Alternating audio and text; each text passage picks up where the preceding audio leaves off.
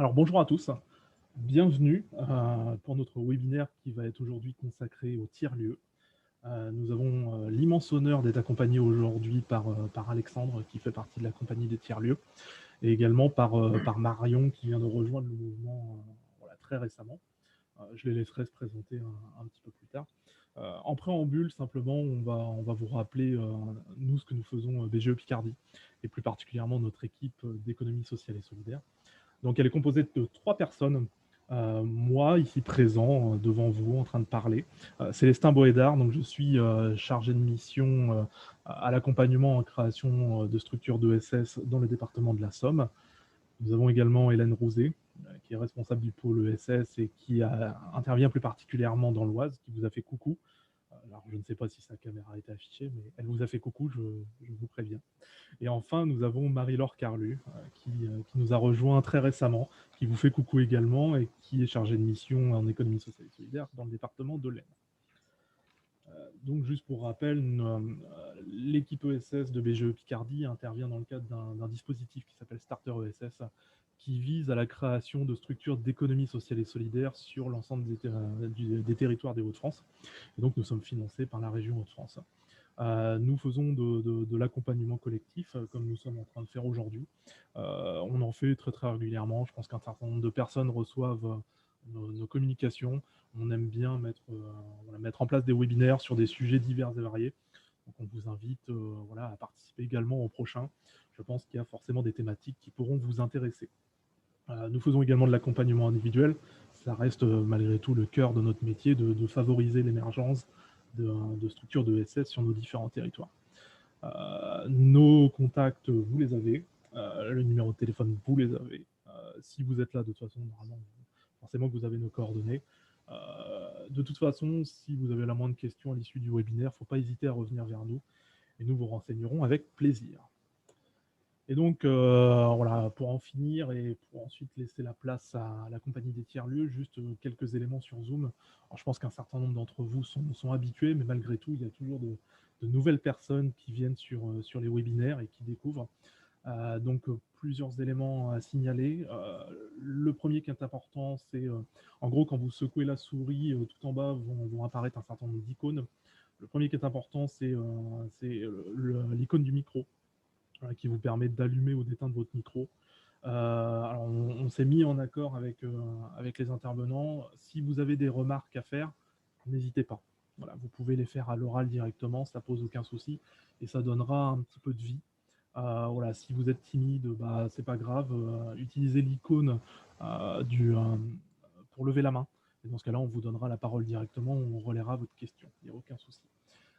Deuxième icône important, c'est celui de la caméra. Si vous constatez qu'il y a des problèmes de fluidité au niveau de la présentation, vous pouvez appuyer sur ce petit icône qui du coup vous permettra normalement de mieux m'entendre. Surtout que là aujourd'hui ma voix est théoriquement parfaite, donc ce sera nickel. Autre icône important.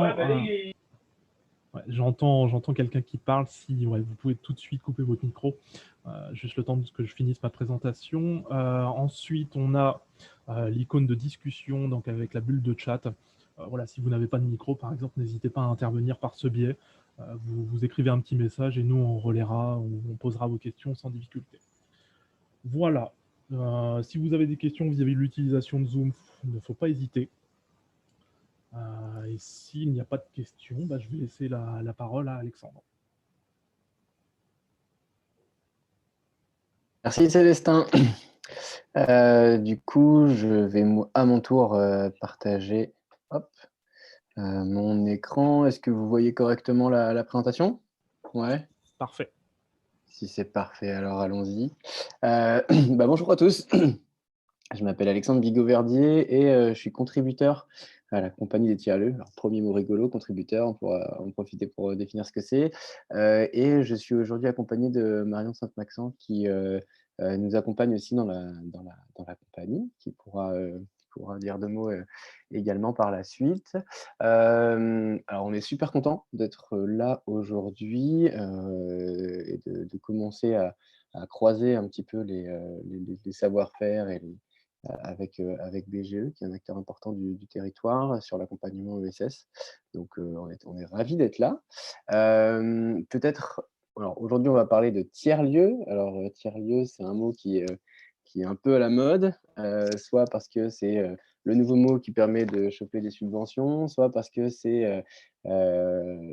ça constitue ça incarne une utopie de nouvelles façons de faire et de collaboration pour la transition écologique démocratique, ou alors juste parce que les collectivités ont plus que ce mot-là à la bouche depuis qu'il y a des plans nationaux sur le sujet, un petit peu au choix. Donc, on va essayer de voir ça ensemble. Avant qu'on commence, alors comme en effet on est nombreux, on ne pourra pas faire de tour de table. En revanche, est-ce que vous pourriez peut-être rapidement dans le chat, si j'arrive à réouvrir mon chat, peut-être noter de 1 à 5 votre niveau d'expertise et votre niveau de connaissance sur le sujet de tiers-lieux. Ça me permettra de calibrer aussi un petit peu le propos. Heu, voilà, 1, enfin 0, c'est vraiment j'ai entendu le mot et voilà. 5, c'est, OK, je maîtrise complètement et j'ai rien à faire là, du coup, quelque part. OK, super. Donc il y a un peu de tout. Mais je sens qu'on va pouvoir bien discuter avec, Rodrigue, Stéphane et Aurélie. Alors le but, et Léa, oui pardon, on ne s'est pas, parlé juste avant Léa, mais, donc il y a Léa de la briqueterie qui est là, qui est un tiers-lieu, amiénois et qui participe d'un consortium. Donc ce que je ferai, c'est que je vais essayer de faire une présentation, pas trop longue et de laisser le plus de temps possible pour, des questions ou de la discussion parce qu'on va aborder beaucoup de concepts qui sont un petit peu émergents et on va essayer un peu de naviguer dans tout ça ensemble. Et ce sera aussi l'occasion de laisser la place à Léa, qui pourra, montrer ce qu'est un tiers-lieu de la région, un tiers-lieu de Picardie, via la briqueterie, qui participe par ailleurs d'un consortium qui a été financé par un grand programme, qui est celui des Fabriques de territoire, dont on va parler juste après. Donc, Léa, si tu es OK, je te laisserai le plancher juste après. Alors, de quoi on parle aujourd'hui? Donc, on parle de la comp alors, on parle depuis la compagnie des tiers-lieux. Donc la compagnie des tiers-lieux, on aime bien se décrire, comme un tiers-lieu au service des tiers-lieux, OK? Bon, c'est un petit peu méta et un petit peu crâneur, mais l'idée, c'est qu'on on veut pas se positionner comme une grosse fédération, mais en fait, on veut incarner au niveau régional ce que représentent les opportunités des tiers-lieux pour les porteurs de tiers-lieux eux-mêmes. On va le voir après, les tiers-lieux, en fait, nous, on aime bien en parler en tant qu'infrastructure de coopération et le problème, on va le voir aussi, c'est que les tiers-lieux sont souvent portés par des gens qui sont un peu solitaires, un petit peu entrepreneurs contre vents et marées et on a aussi besoin de, solidarité, de coopération et de commun entre les porteurs de tiers-lieux eux-mêmes. Et donc en fait, la compagnie des tiers-lieux, ça sert à ça.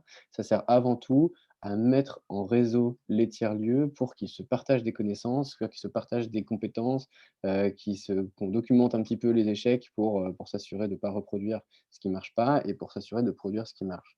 Alors, on joue un petit peu aussi le rôle de réseau parce que forcément, on chemine vers le rôle de réseau régional et donc on constitue un intermédiaire dans les grandes communications nationales. Donc, voilà, il commence à y avoir des réseaux régionaux de tiers-lieux qui émergent, on en fait partie. Donc, l'État, la préfecture s'appuie un petit peu sur nous pour discuter avec les tiers-lieux.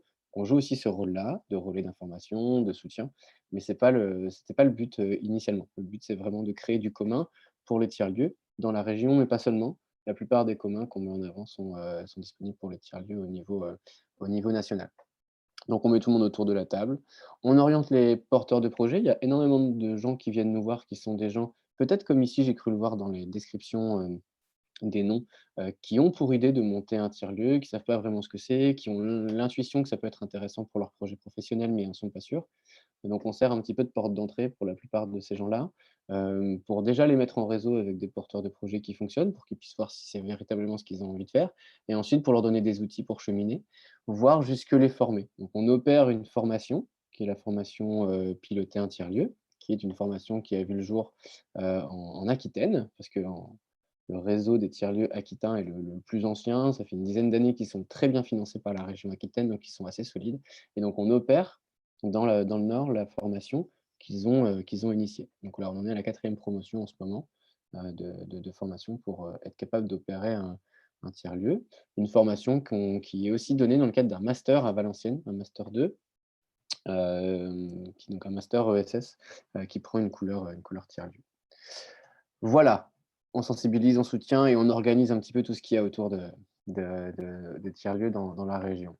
Heu, D'où ça vient, la compagnie des tiers-lieux? En fait, ça vient des tiers-lieux eux-mêmes. Donc 2 des premiers tiers-lieux, au moins de la métropole lilloise, qui c'était la Coroutine, le Mutualab, donc dans lesquels il y avait des communautés de travailleurs, qui se disaient que quand même, au-delà d'être des consommateurs de tiers-lieux, il y avait vraiment là, dans le fait même de mettre à disposition un lieu d au sein duquel les usagers pouvaient être partie prenante comme ça, il y avait quelque chose, qui était un petit peu émergent, qui rentrait dans pas beaucoup de cases et qu'il fallait essayer de dupliquer dans la région parce qu'on voyait que ça pouvait permettre à des entrepreneurs et à des territoires une certaine autonomie et donc tout de suite, dès 2010, s'est posé la question: «OK, comment on permet l'essaimage de ce fait tiers-lieu-là?» qu'on va définir juste après. Et ça a cheminé via, l'association Anis, Catalyst et finalement on a créé une communauté des tiers-lieux autour de 2015, des petits événements, des petites rencontres et ça a cheminé vers la création de la Compagnie des tiers-lieux, une association qui s'est incarnée juridiquement, pour commencer à travailler avec des collectivités territoriales. Historiquement, on intervient plutôt sur la métropole européenne de Lille, parce que c'est pour ça qu'on est financé. Mais en fait, il y a tellement un besoin, régional, qu'on le fait déjà, on opère régionalement sans être financé pour le faire. Et on est en train un peu de régulariser la situation parce qu'il y a dans le cadre du plan de relance européen, il y a des fonds de la région qui vont permettre de structurer un vrai réseau régional, qu'on est en train de travailler là-dessus. Mais tout ça pour dire qu'aujourd'hui, notre champ d'action à la base, c'est quand même plutôt la métropole européenne de Lille et qu'on fait en sorte d'apporter le plus de de ressources possibles régionalement. Mais ça prend son temps et c'est pour ça on n'est pas encore présent jusque dans l'Aisne et dans l'Oise, on cherche des relais pour ça, on chemine vers ça. Même si, on a des très bons relais, hein, par exemple pour la Somme, on travaille beaucoup avec la machinerie qui fait un très bon relais pour les réseaux de tiers-lieux, la station à Saint-Omer pour le Pas-de-Calais et puis il y a des super tiers-lieux qui voient le jour, dans l'Aisne et l'Oise aussi avec lesquels on est en train de travailler. Toute petite spécificité, la compagnie des tiers-lieux, c'est pas une structure dans laquelle on a des salariés pour l'instant, c'est que des contributeurs qui sont tous issus globalement du monde des tiers-lieux, qui donnent un peu de leur temps au sein du réseau, et qui sont rétribués pour ça, en fonction de ce qu'ils font. Donc moi, je suis pas salarié de la compagnie des tiers-lieux. Moi, je suis, entrepreneur de tiers-lieux également. Je suis directeur d'une structure qui s'appelle Pop Café et donc les Pop Café sont des cafés, des tiers-lieux numériques de proximité qui se développent aussi dans la région. Et d'ailleurs, Hélène, on en fait un chez toi en ce moment à Creil, donc du coup, on pourra en discuter. Voilà, mais la plupart des contributeurs de la compagnie sont, des gens qui s'intéressent au tiers-lieu ou qui travaillent dedans, mais il y a pas de professionnels du réseau de tiers-lieux parmi nous. Voilà, petite intro rapide sur qui on est. Est-ce qu'à ce stade, ça soulève des objections, des cris d'orfraie? Vous voulez que je m'en aille? Non, ça va, pas d'imposture?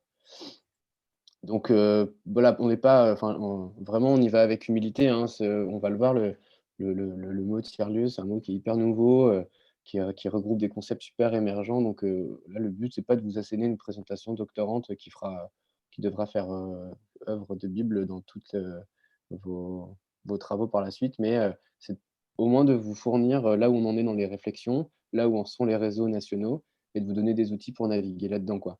Et puis si vous voulez poursuivre la discussion, bah, on sera ravis de le faire avec vous. Une Heu, question, Alexandre. ouais, Euh, le mot contributeur, j'ai pas vraiment bien compris. Tu peux rajouter un peu quelque chose là-dessus? ouais, alors contributeur, ça fait appel à la dynamique un peu des communs où en fait, on dit qu'on est contributeur parce qu'il y a comment? C'est un peu par opposition à salarié et on ne dit pas qu'on est juste des prestataires, parce qu'on s'implique dans la gouvernance, qu'on participe aux décisions, on n'est pas juste des prestats. Mais concrètement, on facture à la compagnie des tiers-lieux notre temps de travail quand on travaille pour la compagnie. Et c'est le mode de rétribution contributif qui commence à bien se déployer dans le monde des communs, où en fait, on divise les tâches qui sont nécessaires en plein de petites, strates, dont les compétences sont facilement identifiables. On fait un appel derrière à une communauté de contributeurs et les contributeurs qui viennent et qui contribuent ensuite facturent à hauteur de ce qu'ils ont fait. Voilà, donc ça fait appel au mode contributif, qui est aussi intéressant pour les tiers-lieux parce que, on n'est pas obligé de fonctionner uniquement par les salariats sur le mode tiers-lieu, on le verra, quoi. C'est un peu clair? C'est pas Il y a de la documentation là-dessus on a documenté la façon dont on travaillait, dans un billet de blog que je pourrais vous transmettre, c'est Benoît Dehaze qui a documenté ça sur Movilab, le site movilab.org, qui est un peu la bible des tiers-lieux là pour le coup, où il y a plein de documentation de pratiques en tiers-lieux. Est-ce que tu peux nous écrire la référence auquel enfin, le truc dont Movilab, tu je vais vous le parlais? filer à la fin. Je vous ai mis le lien dans la présentation que je vous enverrai. Sinon, c'est Movilab. Et je pense que si tu tapes contribution dans Movilab, tu vas pouvoir retrouver l'article de blog que Benoît a écrit. Ouais, c'est juste que ça prend, enfin, il y a beaucoup d'informations pour moi jusqu'à maintenant. Et du coup, si tu peux les écrire dans le chat, c'est vrai que ça Yes. m'aiderait un peu à m'y retrouver. Ça serait Eh ben, super. écoute, je Et fais puis, ça. certainement d'autres personnes sont dans le même cas, même si. Movilab.org. Merci beaucoup. Donc ça, du coup, je fais une petite intro là-dessus. Movilab.org, ça représente bien la philosophie de la compagnie des tiers-lieux. En fait, ce à quoi on sert, c'est à produire des communs entre les porteurs de projets de tiers-lieux. Et Movilab, c'est un des premiers communs. Donc le Movilab, c'est un wiki des tiers-lieux. Donc c'est un outil de documentation à disposition de tous les porteurs de tiers-lieux pour qu'ils documentent leurs lieux, pour qu'ils documentent leurs expériences, etc. Et nous, on fait en sorte de faire financer ça. En fait, on va chercher de l'argent, on fait une espèce de sociofinancement interne au réseau des tiers-lieux. On va chercher de l'argent et on le redistribue à des prestataires pour que Movilab vive. Donc on fait un peu office de compte en banque, pour qu'il y ait des communs de lieux comme ça qui existent. Et je vais revenir dessus après, mais on a plein de communs comme ça qui sont à disposition des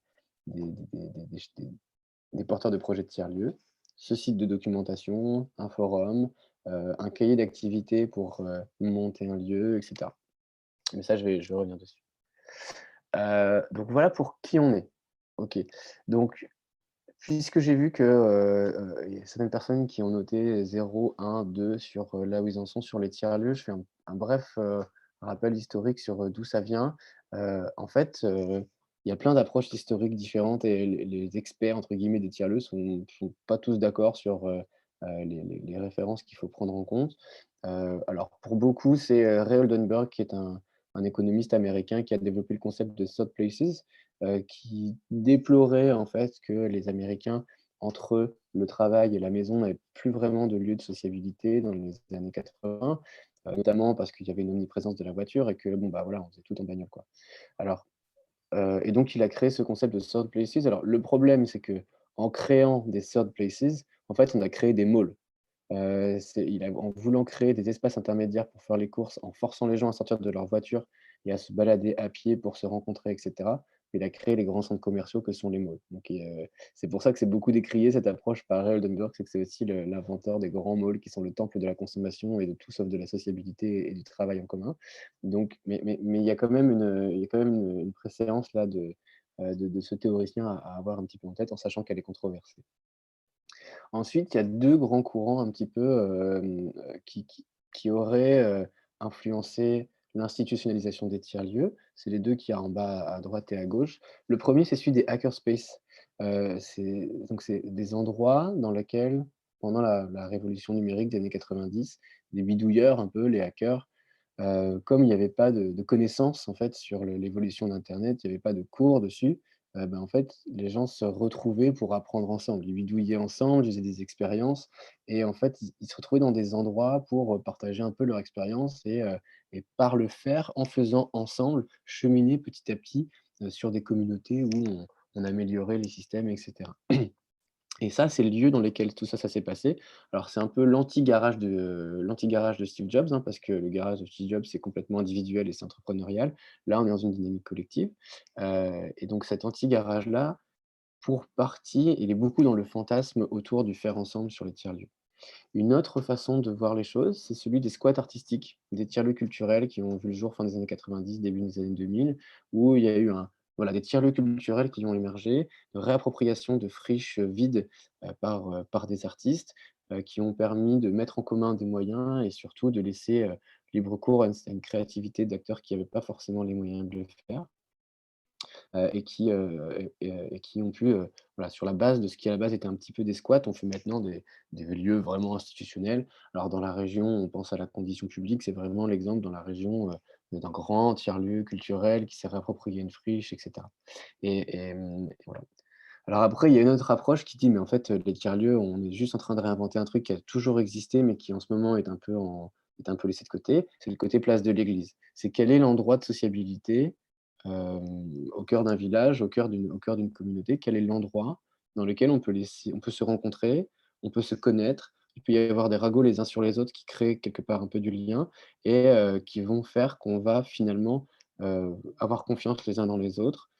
Savoir connaître, cartographier un peu les compétences, des gens à droite, à gauche dans sa communauté et pouvoir créer les conditions de la coopération. Voilà, donc pour certains, il y a juste, avec le fait qu'on n'ait plus d'endroits sociaux comme le café de l'église ou même le café, on a besoin de réinventer des lieux, mais qui au fond, ont toujours existé. Donc voilà, on est un peu au carrefour de toutes ces identités-là, dans le background, mais on peut quand même se dire, bah, après moi c'est mon là, c'est là où ma subjectivité entre en jeu, il y a un lien quand même très fort, avec la culture numérique, la culture de l'open source et de l'accès au savoir. Donc le côté de la décentralisation, le fait qu'on fasse un effort, pour se dire en fait: «Une communauté peut fonctionner même s'il n'y a pas forcément de leader à l'intérieur», qu'on peut faire en sorte de créer de l'horizontalité dans l'accès au savoir. Cet accès au savoir qui va permettre de l'action, qui va permettre de l'autonomie, s'incarne en lieu avec les tiers-lieux. Et c'est pour ça qu'on a toujours c'est un peu cette tension entre les tiers-lieux et le numérique qui fait débat. Pour beaucoup de gens, un tiers-lieu n'a pas besoin d'avoir de vocation numérique. Pour beaucoup d'autres, s'il n'y a pas de numérique dans un tiers-lieu, on rate quelque chose. Culturellement, il y a une étape qui ne se fait pas. Donc là, on est dans le débat là-dessus. Mais pour moi, en tout cas, même s'il n'y a pas de numérique dans le lieu, faut avoir conscience que ce que la révolution numérique des années 90 dans le rapport au savoir et dans les capacités de donner de l'autonomie aux gens, aux usagers, a suscité, pour bien comprendre les dynamiques, qui sont en place. Est-ce qu'à cette étape-là, il y a des questions, des remarques? Rodrigue, tu as fait une remarque dans le chat tout à l'heure, n'hésite pas à intervenir oralement si tu veux. Sur Tu parlais de Rouen, comme justement. à Rouen, alors, peut-être tu peux me dire à quoi tu fais, À mention, Rodrigue? Je Rouen ne connais pas tous les tiers-lieux, hein, à malheureusement. Rouen, il y a un tiers-lieu juste, complètement énorme, j'ai oublié le nom, mais qui de base est parti par, le squat de friches industrielles par des artistes et c'est devenu un truc, je vais vous trouver le nom, je vais vous le mettre dans le chat, mais c'est énormissime. Ils ont créé là, aujourd'hui, c'est parti d'un endroit où il y a du partage d'art artistique, mais maintenant il y a un Fab Lab, il y a tout une thématique sur, justement l'accès à la technologie. En fait, maintenant, c'est un tiers-lieu sur plusieurs hectares, quoi. OK, alors peut-être que je connais le nom, je j'ai pas l'occasion Ouais, mais d'aller je le vais le trouver visiter. là, je vous le mets dans le chat. C'est Et cool. ça doit s'appeler la friche Lucien, je pense. Ça friche pas, pardon? Non, attends. Mais en tout cas, ça fait lien avec la suite, c'est que les définitions qu'on tente, de mener du coup sur Tu as coupé ton micro, Alexandre.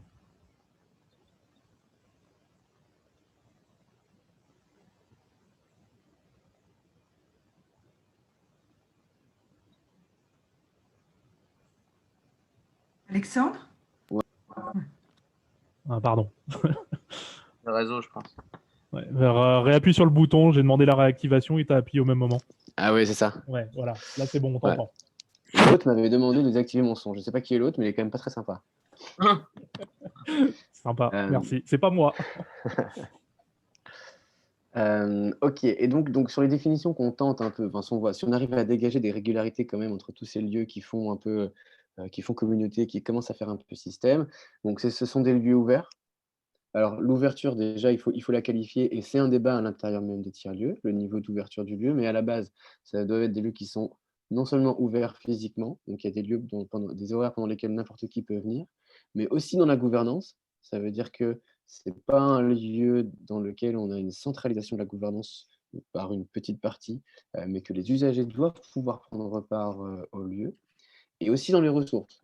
Ça veut dire que ce que produit le lieu lui-même doit pouvoir être accessible. Le tiers-lieu produit lui-même du commun, en fait. Le tiers-lieu est un espace de commun, mais le tiers-lieu produit du commun. Ça, c'est une vision qu'on essaye de pousser et on va voir que c'est déjà un petit peu clivant de dire ça. Alors, c'est animé par une communauté, ok. Alors, on verra ensuite, ça c'est toujours le sujet, mais c'est ça qui va faire la différence entre est-ce que c'est un tiers-lieu ou est-ce que c'est pas vraiment un tiers-lieu. Bah, généralement, quelle est la place de la communauté dans le lieu? C'est ça qui va nous permettre de nous dire est-ce qu'on est dans la bonne direction ou pas. On va hybrider diverses activités. Ça, c'est important parce que en fait, on va le voir, mais les tiers-lieux, ils ont un modèle économique qui est hyper précaire et qui repose en général sur de la diversité dans les modèles de revenus, dans les sources de revenus. Et du coup, ça fait en sorte qu'il y a plein de services différents. Bon, ça va avec le fait d'être hyper connecté avec la communauté qui anime le lieu et avec les besoins qui sont forcément des besoins divers et avec la capacité d'innover et donc d'essayer des choses, forcément. Mais même dans le modèle économique du lieu, au moment où il est pensé, il faut arriver à avoir cette diversité, notamment pour la pérennité économique du lieu. Et surtout, c'est un projet de territoire. On va essayer de définir ce que c'est après, mais c'est un projet de coopération, pas uniquement entre les gens de la communauté qui viennent dedans, mais avec la collectivité territoriale, avec les entreprises du territoire. Enfin, c'est vraiment un lieu qui incarne la coopération au service du développement d'un territoire. Donc il y a des grandes convergences, OK, il y a des convergences entre ces grands espaces. Donc, alors, on peut en citer plein de types qui rentrent dans cette dénomination des tiers-lieux. Donc les espaces de coworking, voilà, par exemple, le Mutual Lab, la coroutine, ce sont des espaces de coworking à la base. Ils laissent une forte place à leur communauté. Alors maintenant, un espace de coworking, ça ne veut pas dire grand-chose. Il y a aussi des espaces de coworking qui sont, 100 de la location d'espace, sans aucune place à la communauté, sans aucune place à l'usager. Donc, il y a des espaces de coworking qui vont très bien se retrouver dans le monde de tiers-lieux. Il y a des espaces de coworking qui eux-mêmes disent bah, nous, on n'est pas un tiers-lieu, ça ne nous intéresse pas. Nous, on met à disposition de l'espace et de la capacité de travail à distance, mais on n'est pas des tiers-lieux nous-mêmes. Donc, ça, c'est des choses qui sont un peu mouvantes. Les hackerspace, on en a parlé, les art hives, enfin, c'est des endroits dans lesquels les artistes peuvent louer des espaces de création, les cafés citoyens, les espaces de médiation numérique, certains sont des tiers-lieux, d'autres ne le sont pas, etc. En gros, si on fait simple, c'est des lieux de rencontre, des lieux d'appropriation citoyenne. Si on veut sortir les grands mots, c'est les lieux où faire société à l'heure du numérique. OK et s'il y a un gros investissement public en ce moment dans les tiers-lieux, c'est que l'objet politique des tiers-lieux a été identifié comme une des réponses, une des solutions pour trouver des réponses aux enjeux du XXIe siècle, de la façon la plus déconcentrée possible. Donc c'est un peu ça qu'il faut avoir en tête, c'est que il y a pas mal d'espoir dans le fait que ces infrastructures-là peuvent permettre de trouver des réponses intéressantes. Après, bah, c'est tout comme toujours dans la façon dont on va le mettre en place, on peut complètement passer à côté des opportunités et juste faire une coquille vide, voilà. Donc c'est là où va falloir être malin. Et l'idée aussi, c'est de se rapprocher des gens. Donc en fait, c'est en créant des lieux animés par les gens eux-mêmes, on va en faire des lieux d'innovation qui, du coup, vont sortir des solutions extrêmement diverses. Et en revanche, l'objectif d'organisations comme la Compagnie des tiers-lieux, c'est de mettre tous ces tiers-lieux en réseau pour arriver à faire un maillage de solutions locales. Et qu'on se dit que c'est par ce maillage de solutions locales qu'on peut arriver à trouver des réponses. Et que même si on va chercher à dégager des réplicabilités, du 21e siècle, pas du 19e, mais oui, merci Déborah, n'importe quoi. Même si on va essayer de dégager des régularités et de les dupliquer, on ne va pas vouloir asséner des solutions qui ont fonctionné à Metz avec Blida à Rouen ou à Lille, quoi. Ça n'a aucun sens. Donc c'est toute la difficulté de ce monde-là, quoi. Alors des convergences, mais aussi des diversités. Alors là, c'est un petit graphique qui est issu d'un atelier qu'on a fait il n'y a pas longtemps avec quelques lieux de médiation numérique, enfin des lieux de fabrication numérique qu'il y a dans la région. Et en fait, on voit que quand on les catégorise, est-ce que c'est des lieux éducatifs ou productifs? Est-ce que c'est des lieux privés ou publics? En fait, on voit que dans ce qui existe aujourd'hui, il y a des lieux qui sont déjà très différents. Entre l'Ermitage à Autrèche, Plateau urbain à Roubaix, ce qu'on essaye de faire avec Pop Café. Donc, on est toujours entre soit des lieux très privés, soit des lieux complètement portés par le public, des lieux qui sont complètement gratuits, portés sur l'éducation, très financés, des lieux qui sont très orientés services et qui vont vouloir financer leurs activités par la vente commerçante de services. On est vraiment sur une diversité de modèles qui est extrêmement importante, quoi. Donc, c'est pour ça que tout résumer en un mot, tiers-lieu, bah, c'est un peu Parfois, c'est un peu, bon, on est proche de la faute intellectuelle, quoi. Mais ce mot-là, quand même, nous permet de faire réseau avec certains objectifs qui sont pas inintéressants. Alors pour vous dire qu'il y a pas des bons tiers-lieux et des mauvais tiers-lieux, parce que bon, forcément, on est sur des valeurs qui sont un peu absolues, hein, l'ouverture, l'ancrage territorial, il y a toujours, des gens qui sont plus ou moins bons là-dedans. Nous, la compagnie des tiers-lieux, on essaie de poser 6 valeurs, OK? Et on essaie de se positionner et d'accompagner les lieux dans une progression sur ces 6 valeurs-là. Donc les 6 valeurs, c'est l'ouverture, à quel point est-ce que le lieu peut être ouvert? À des profils qui sont pas les profils, enfin qui sont pas des trentenaires barbus avec des Macs, qui sont très bien éduqués sur toutes les thèmes qu'on est en train d'évoquer. Donc à quel point est-ce qu'on peut véritablement prendre en compte les gens qui sont autour du lieu, et leurs problématiques qui sont pas forcément celles qu'on avait identifiées au moment où on a lancé le lieu.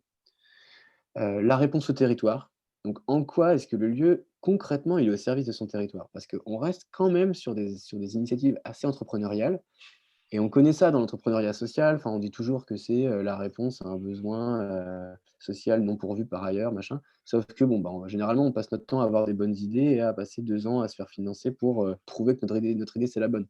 Enfin, donc il y a toujours un écart hyper important entre ce qu'on devrait avoir comme processus d'innovation sociale et ce qu'on fait en réalité en suivant nos intuitions. Et c'est pareil pour le tiers-lieu. Sauf que comme là, on est dans un lieu qui permet de faire rentrer plein de gens et cetera, on a quand même un peu plus de levier pour faire rentrer les problématiques, locales, quoi. Et donc ça, il faut c'est quand même pas évident.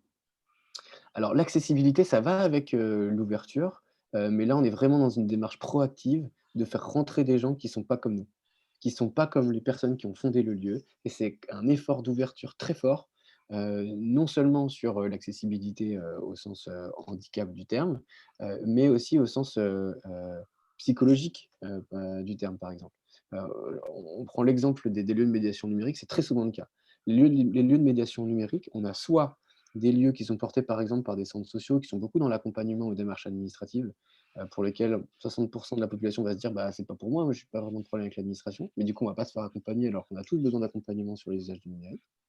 Ou alors ça va être des lieux, très tech, soit, des lieux d'incubation, soit, des Fab Labs, de médiation scientifique, où il faut vraiment avoir un esprit geek pour se sentir à l'aise. Et donc, il y a assez peu de lieux, en fait, qui font l'effort de se dire: «OK, mais n'importe qui peut venir» et mettre en place des process pour que les gens se sentent à leur place dans le lieu, quoi. Et faire attention à l'image qu'on projette et de ne pas exclure de fait. L'équilibre économique, parce que malheureusement, si on veut se placer dans des postures de moyen terme et de pérennité, on est quand même dans un monde où il y a plus de subventions, on va pas se le cacher, enfin en tout cas de moins en moins. Et donc en fait, il y a un travail important dans les lieux d'équilibre entre les services qui sont gratuits pour la communauté et ceux qui sont soit financés par un tiers payeur, soit sur lesquels il y a un consentement à payer. Et c'est pour ça qu'on se retrouve avec des modèles un peu hybrides où il y a, bon alors, à Paris, en petite couronne, ça va être des lieux où concrètement, on va servir des cocktails à des gens fortunés qui vont permettre de financer des activités par ailleurs. Dans la région, ça va être plus, des cafés, on va vendre un petit peu de bière, on va essayer de, je sais pas, vendre des AMAP, des produits enfin, comment est-ce que tout ça, ça s'agrège et ça fait un truc qui peut, permettre de financer, le 1 ou 2 ETP qui bossent sur le lieu et centré sur l'usager et comment donc là, je le définis pas, je pense que tout le monde autour de la table voit ce que ça veut dire et modèle ouvert et duplicable. Comment est-ce qu'on est dans la comment est-ce qu'on crée du commun? J'en ai parlé tout à l'heure, mais comment est-ce qu'on documente ce qu'on fait? Comment est-ce que ce qu'on fait, ça profite à d'autres? Comment est-ce qu'on est dans cet état d'esprit de la documentation, de l'open source pour grandir ensemble? Parce qu'en fait, il y a tellement de problèmes, pour que les porteurs de projets réussissent. Enfin, c'est tellement épuisant de monter un lieu. Enfin, Léa, elle nous en parlera peut-être après, mais là, en ce moment, on monte 4 lieux, mais tous les gens qu'on a dans les lieux sont essorés, quoi. Parce qu'on passe notre temps à, laver par terre, changer les papiers de toilette, mais aussi, aller serrer la main, du maire, de tous les élus du coin pour, qui ont des énormes attentes dans le lieu, quoi. Donc on c'est épuisant et donc il faut vraiment capitaliser ensemble sur des briques facilement réplicables pour gagner du temps et de l'énergie. Ça va? Beaucoup d'infos? On fait une pause? C'est comment? Écoute, je n'ai pas de message de syncope dans le chat, c'est que ça doit aller. OK. Peut-être parce que Alors la syncope est déjà faite. Moi, je veux bien prendre la parole sur ça parce qu'en fait, c'est extrêmement, enfin, c'est beaucoup d'informations pour moi. Ça va très vite et je suis un peu assommée, j'avoue. C'est justement pour ça qu'il y aura le replay, Déborah. Comme ça, tu pourras regarder tranquillement chez Ouais. toi. Voilà, et Je me demandais, repasser les informations. ouais, je me demandais aussi si on aurait accès à ta présentation, Alexandre. Ouais. Ok. Elle sera ouverte, bien entendu, comme tout ce qu'on fait. Ouais. Est-ce qu'il y a des choses sur lesquelles tu veux que je revienne? Enfin, j'imagine que c'est le cas pour tout le monde. En effet, j'ai balancé plein de trucs. Je vais Euh, revenir là sur des choses un peu plus en détail, mais Il y a un truc qui m'a interpellée, c'était le slide précédent ouais. avec le graphique privé-public. Je ne pense pas que tu en aies parlé de la zone interdite. En fait, je ne comprends pas ce truc, la zone interdite. C'est Ah quoi? non, ça c'est juste parce que c'est un screenshot de l'atelier. Et là, c'est les gens qui se positionnaient eux-mêmes sur ce graphique-là. Et pour éviter qu'ils se mettent tous au milieu, ce que fait tout le monde hein, quand on doit se positionner sur un graphique, quand on doit se noter, on se met toujours au milieu. Donc on avait créé une zone interdite pour obliger les gens à s'écarter sur les côtés et à démontrer en quoi ils étaient différents pour générer de la discussion. D'accord. Mais, voilà. Mais donc ça, en fait, ce graphique, il montre que les initiatives viennent de partout, en fait, aujourd'hui sur les tiers-lieux. On utilise ce mot tiers-lieu dans plein de contextes différents, avec plein de modes d'action différents. On a des tiers-lieux qui sont complètement publics, d'autres qui sont complètement privés, certains qui sont complètement à but commercial, d'autres qui sont complètement à but éducatif. C'est encore très variable, quoi. Une question, Alexandre, rapide. Ouais. Est-ce qu'un tiers-lieu, dans son nom, est obligatoirement un lieu physique? Alors, c'est une excellente question. Alors pour beaucoup de gens, oui. Pour plein d'autres qui sont un peu plus minoritaires, non. En fait, on dit faire tiers-lieu, un peu dans les communautés tiers-lieu, on dit faire tiers-lieu à partir du moment où on arrive à incarner la coopération d'une communauté et de la faire se rencontrer. Alors il y a même des gens qui disent qu'ils font tiers-lieu en discutant en ligne. D'autres, en se disant que c'est parce qu'ils ont des rendez-vous réguliers et que le fait de se rencontrer font qu'ils n'ont pas besoin de 4 murs et un toit, concrètement, pour se rencontrer. Et que en fait, le lieu lui-même alors bon, du coup, j'y vais directement. En fait, c'est vraiment c'est le sujet tout le temps qui revient. Est-ce que ce qui est important dans un tiers-lieu, c'est la communauté ou est-ce que c'est le lieu? Est-ce que c'est le fait d'avoir un lieu qui est animé de certaine façon, qui en fait une infrastructure de coopération, qui crée une dynamique communautaire, qui fait émerger des nouveaux projets, et cetera? Ou est-ce que c'est parce qu'on a une communauté qui est active, qui est intéressée, qui a plein de choses en commun, qui se pose des questions et qui va juste avoir besoin d'un lieu pour se rencontrer et c'est ça qui va faire qu'on va, investir, dans les 4 murs, quoi. Ça, en fait, c'est la question, l'idée, c'est que c'est l'œuf et la poule. En vrai, c'est les 2. Ça va dépendre des moments. Il y a des moments dans lesquels il y a une communauté très forte qui va avoir besoin d'un lieu et il y aura aucun souci d'animation parce que la communauté sera soudée et d'autres moments où, en fait, on va avoir besoin d'une dynamique de tiers-lieu pour animer un territoire qui est un peu à l'abandon, qui est un peu moribond, dans lequel, il y a plus de café, il y a plus de commerce, il y a plus d'assos, il y a plus de services publics et dans ces cas-là, on se dit: «OK, on va essayer de mettre en place une dynamique de tiers-lieu pour revivre un peu tout ça» et là, le fait de mettre un lieu avec une dynamique de coopération, ça va permettre de relancer un petit peu les choses. Donc en vrai, ça dépend. Et c'est tout à fait, possible de se dire: «Bah, on commence par quelque chose qui, ne nous oblige pas à payer, 3 000 € par mois pour Mmh. avoir un gros lieu et juste, on va animer la discussion, on va monter des projets». Exemple, Arclis à Armentières, super intéressant. Je crois qu'on a fait un podcast là-dessus, qui serait intéressant, je vous le passerai. Worklis à Armentières, ils ont mis 3 ans à avoir le lieu.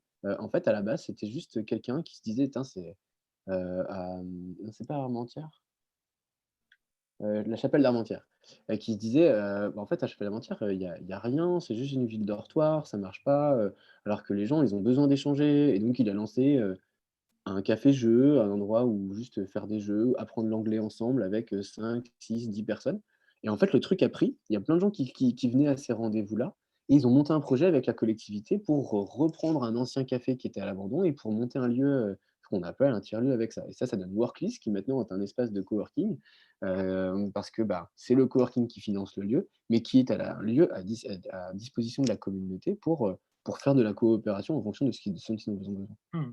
Donc ça dépend. D'accord. Merci pour ta réponse.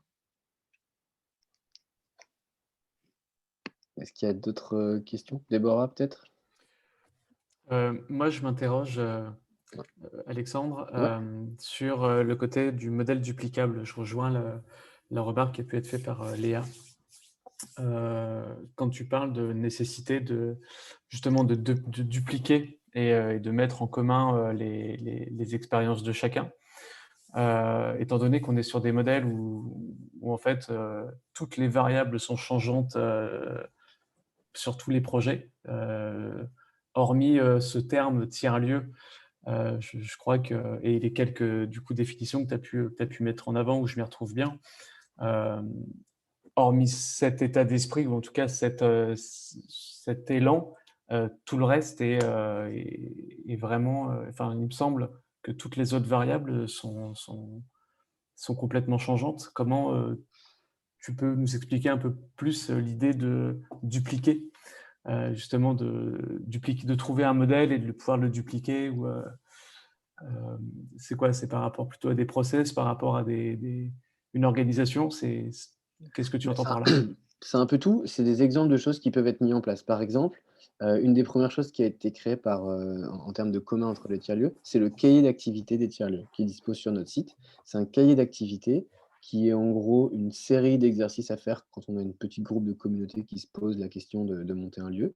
Une série d'ateliers à mener ensemble qui sont guidés comme un cahier de vacances pour arriver à se poser les bonnes questions, pour après avoir pour un peu dessiner ce lieu. Parce qu'une fois qu'on s'est dit: «On veut un tiers-lieu» parce que c'est un peu le mot à la mode, on n'a rien dit et donc quels sont les services qu'on veut retrouver à l'intérieur? Quel modèle économique? Ça préfigure un petit peu. Qui sont les grands acteurs qu'il faut impliquer pour que le projet arrive? Ça, c'est une checklist en fait qui est facile à récupérer, quoi, et en suivant le process, on arrive quand même à des choses intéressantes. Sur les modèles juridiques, c'est pareil. Aujourd'hui, alors je vais en reparler après, mais il y a un lien avec l'ESS qui est super intéressant, c'est que comme c'est beaucoup des projets de territoire, on utilise des modèles juridiques de l'ESS et en particulier la société coopérative d'intérêt collectif. Bon, bah, sauf que monter une SIC, eh ben, c'est super dur.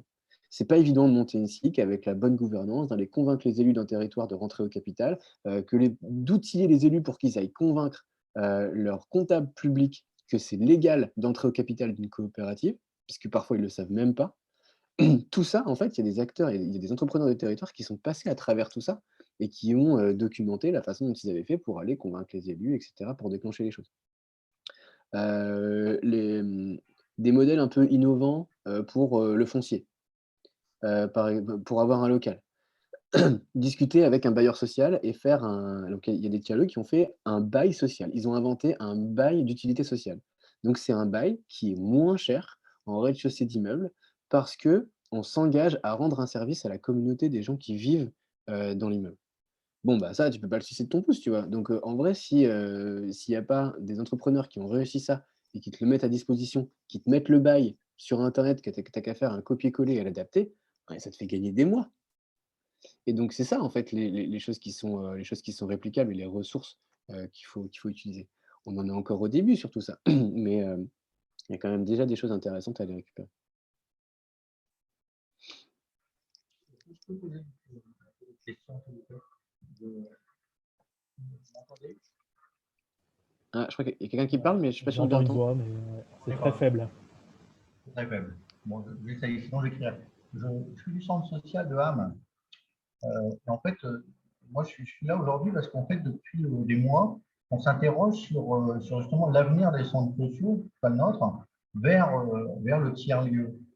Est-ce qu'on fait fausse route ou est-ce que effectivement ça pourrait être comment dire, ouais, une mutation vers un tiers-lieu en partant d'un centre social? C'est assez technique, mais sachant qu'on a déjà Fab Lab et énormément d'activités. Bah, voilà, je vais pas répondre à la question en une phrase parce que je sais que le sujet il est bouillant, chez vous, et que, sur le sujet des centres sociaux connectés et cetera, donc c'est, à la fois dans le rapport au numérique et dans le rapport au tiers-lieu et que c'est beaucoup de choses, qui sont en mouvement en ce moment. Non, je pense qu'au contraire, la réponse, c'est oui. Enfin, les centres sociaux sont des lieux, de connexion avec des usagers qui sont sous les radars à plein d'endroits donc non, non, je pense que alors après, est-ce que les centres sociaux doivent s'appeler des tiers-lieux? J'en sais rien, mais en tout cas, toutes les choses qui sont là-dedans et dans ces dynamiques-là, si, les acteurs des centres sociaux veulent s'en inspirer pour faire évoluer le rapport aux usagers, la façon d'impliquer les usagers dans les process, de définir les services avec eux, et de faire évoluer les modes de fonctionnement, c'est forcément bien. Alors après, il n'y a pas de cahier des charges pour être un tiers-lieu, donc ça veut rien dire qu'un centre social devienne un tiers-lieu. Aujourd'hui, il n'y a pas de liste de choses à respecter. Maintenant, que le processus d'évolution du centre social passe par s'inspirer de ce qui se passe avec le sujet un peu à la mode des tiers-lieux, je pense que c'est tout à fait normal et c'est bien, c'est chouette. Merci.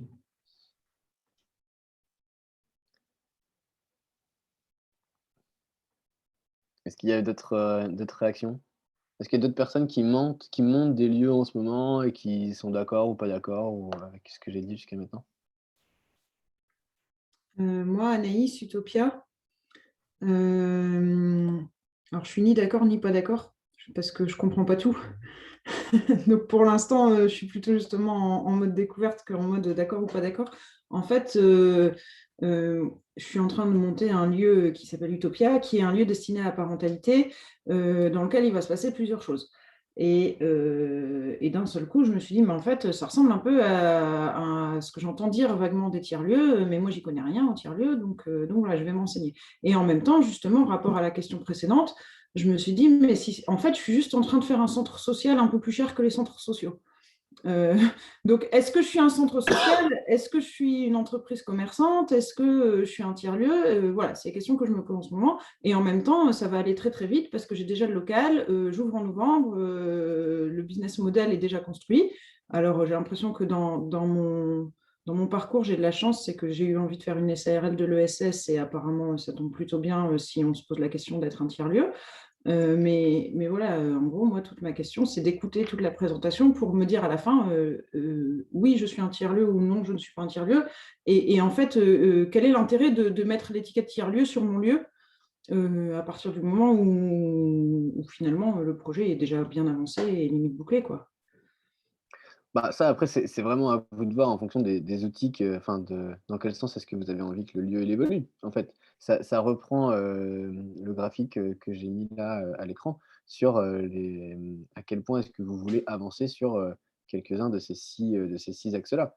Est-ce que, vous avez envie que le lieu ce soit une réponse, aux enjeux du territoire? Est-ce que vous voulez laisser une place forte, aux usagers dans, la programmation du lieu, les impliquer, et cetera, quitte à ce que, vous perdiez une partie de la gouvernance. Enfin voilà, et c'est des choix entrepreneuriaux aussi, qui sont forts. S'appeler tiers-lieu, en fait, c'est ce que je disais, il y a pas de cahier des charges d'un tiers-lieu. En fait, on se positionne dans l'état d'esprit, des tiers-lieux en se disant qu'on a envie de faire partie de la solution globale et qu'on a envie d'être un lieu d'innovation sociale, qui laisse la place aux usagers, qui favorise le faire ensemble et l'autonomisation, des personnes en les mettant en situation de coopération et en étant un espace de création de projets, de territoire. Et si on répond globalement oui à ces questions-là, on se dit: «Bon, bah, OK, il y a des outils intéressants là-dedans, je peux me mettre dans ce réseau-là, ça va m'apporter des choses et puis très bien». Alors après on verra à la fin, ça peut aussi, il se trouve que c'est un sujet un peu à la mode, donc il y a aussi des subventions et des trucs, qui vont avec ça, donc il faut voir si c'est compatible avec votre projet. Mais et en tout cas, pour revenir sur l'aspect juridique, il y a pas de aujourd'hui, il y a des gens qui se disent tiers-lieux, des endroits qui se disent tiers-lieux, portés par des assos, des coopératives, des entreprises, tout ce qui est de plus, commercial, SAS non ESUS. Donc il y a vraiment pas de c'est pas lié à votre statut, au contraire. On pressent que le statut de la SIC est celui qui permet d'aller le plus loin, dans l'opération d'un tiers-lieu. Maintenant, tous les tiers-lieux ne sont pas des SIC, au contraire, quoi. Ok, ok, ok. Du coup, peut-être que je peux faire aller un peu plus loin sur les impacts qu'on peut attendre d'un tiers-lieu pour un territoire. C'est quelque chose qui a été documenté par, une initiative de regrouper entre 2 acteurs qui sont WeShare, un think tank sur l'économie collaborative, et Chronos, qui est un cabinet de prospective. Ils ont créé ensemble un lab, le lab WeShare Chronos. Alors c'est un peu petit, je suis désolé, c'est un screenshot de leur synthèse. Je vous l'enverrai aussi, je mettrai le lien dans la présentation qui vous sera transférée. Il y a 8 impacts attendus des tiers-lieux, qu'ils ont identifiés en faisant leur étude 1000 lieux. La première, c'est de repenser un petit peu la ville. en fait, de mettre des lieux d'émergence au cœur de la ville et au cœur des territoires et de se mettre un petit peu en insécurité sur la façon dont les habitants vont se réapproprier le développement de leur territoire grâce à des infrastructures qui vont leur permettre de mettre en œuvre leurs besoins et leurs projets. Ça, c'est le premier. Donc ça amène un petit peu d'émergence et de chaos, un petit peu, on va dire de chaos souhaité, là, juste la bonne dose de chaos en donnant les clés aux citoyens. La deuxième, c'est de jouer un rôle de tiers de confiance. Voilà, c'est un petit peu la mode de se dire qu'il y a une crise des corps intermédiaires en ce moment. Voilà, le politique ne fait plus vraiment tiers de confiance avec plus de 50% d'abstention. Les syndicats, il y a de moins en moins de monde dedans, etc. Donc, quels sont les tiers de confiance qui nous permettent de faire collectif? Les tiers-lieux constituent ça, un nouvel acteur neutre dans lequel on se rencontre, dans lequel on dépasse un petit peu les différences et dans lequel on va essayer de faire ensemble.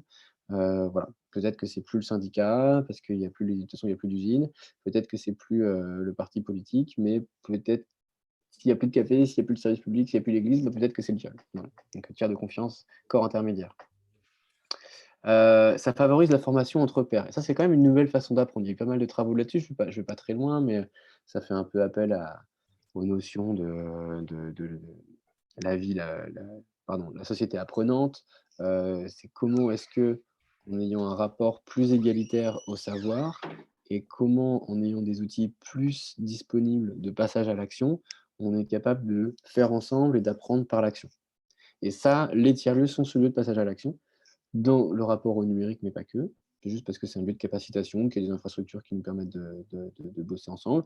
Après, c'est amplifié par le numérique, bien sûr, avec toutes les idées qu'on a sur la fabrication numérique de proximité, les impressions 3D, les brodeuses numériques, toutes ces choses qui nous permettent de prototyper des petites choses et de passer à l'action, même si voilà, la révolution numérique sur les imprimantes 3D n'a pas vraiment eu lieu, mais on est quand même toujours un petit peu là-dedans. Un soutien aux filières locales, parce que c'est aussi une façon pour les acteurs locaux de coopérer, aux acteurs économiques, de venir coopérer. Il faut l'avoir en tête. Il y a beaucoup de collectivités qui veulent voir émerger des tiers-lieux dans un objectif de développement économique territorial. La transition écologique, ça, je vais y revenir, mais c'est ce côté archipélisation dont je parlais tout à l'heure. On parle beaucoup des tiers-lieux comme les lieux de la transition écologique. Il y a quelques-uns qui se positionnent comme ça. Je parlais de l'Ermitage à Autrèche, il y a Baraka à Roubaix, il y a à Los-Angoël, Ménadel et Saint-Hubert, qui est un lieu incroyable sur la transition alimentaire. On voit que ce sont des lieux d'expérimentation de nouvelles façons de faire, où les choses se font, en fait, sans qu'on ait besoin de les imposer par le haut. Par le bas, elles se font. Et elles se disséminent justement par la capacité de documentation et par la capacité d'agréger des parties prenantes et des usagers de toujours plus importants. Faire des connexions entre acteurs qui ne se rencontrent pas autrement, voilà, ça c'est un peu le cliché de base autour des tiers-lieux. On met à disposition un local, des gens qui ne se connaissaient pas se rencontrent et ça crée des nouvelles choses. 1 + 1 = 3. Et c'est aussi un modèle de fierté pour les habitants. Ça va un peu enfin, c'est un peu le modèle Baraka à Roubaix. Voilà, Baraka à Roubaix, c'est dans un endroit qui est vraiment difficile socialement. Et ben, les personnes qui s'impliquent dans le fait que le restaurant, associatif tourne, que le restaurant associatif continue à tourner pendant le covid, qu'ils arrivent à faire des livraisons, en fait, c'est un motif de fierté de dingue pour les habitants. C'est particulièrement vrai dans les quartiers populaires, dans les endroits enfin, dans les QPV, dans des endroits où il y a quand même pas énormément de moyens d'action par les habitants eux-mêmes. Donc c'est pas vrai pour tous les lieux, mais dans certaines circonstances, ça peut être des infrastructures qui permettent de s'accomplir par des projets de proximité, d'impact de proximité qui sont intéressants. Je prends l'exemple de la Fab Lime de Gonesse, où on a vécu un truc super intéressant, mais qui pour le coup était vraiment basique à faire.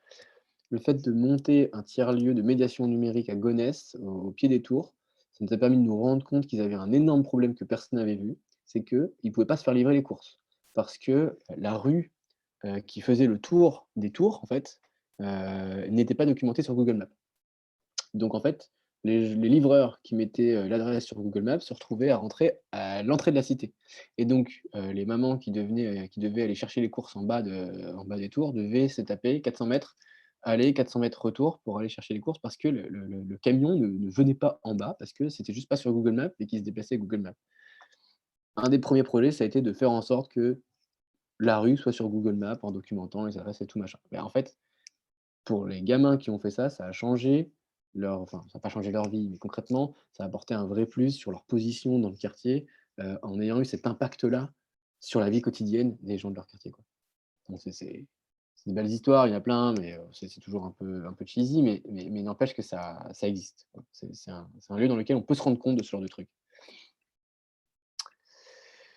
Donc voilà pour les gros impacts. Alors, qu'est-ce que ça change concrètement? Donc, ce côté faire ensemble, ça, c'est vraiment ce qu'il y a de c'est la principale chose nouvelle qui est attendue dans un tiers-lieu. Permettre aux gens de faire des choses ensemble, les mettre en condition de coopérer ensemble et de faire des choses auxquelles on ne s'attend pas forcément de façon descendante. Ça, c'est la première chose.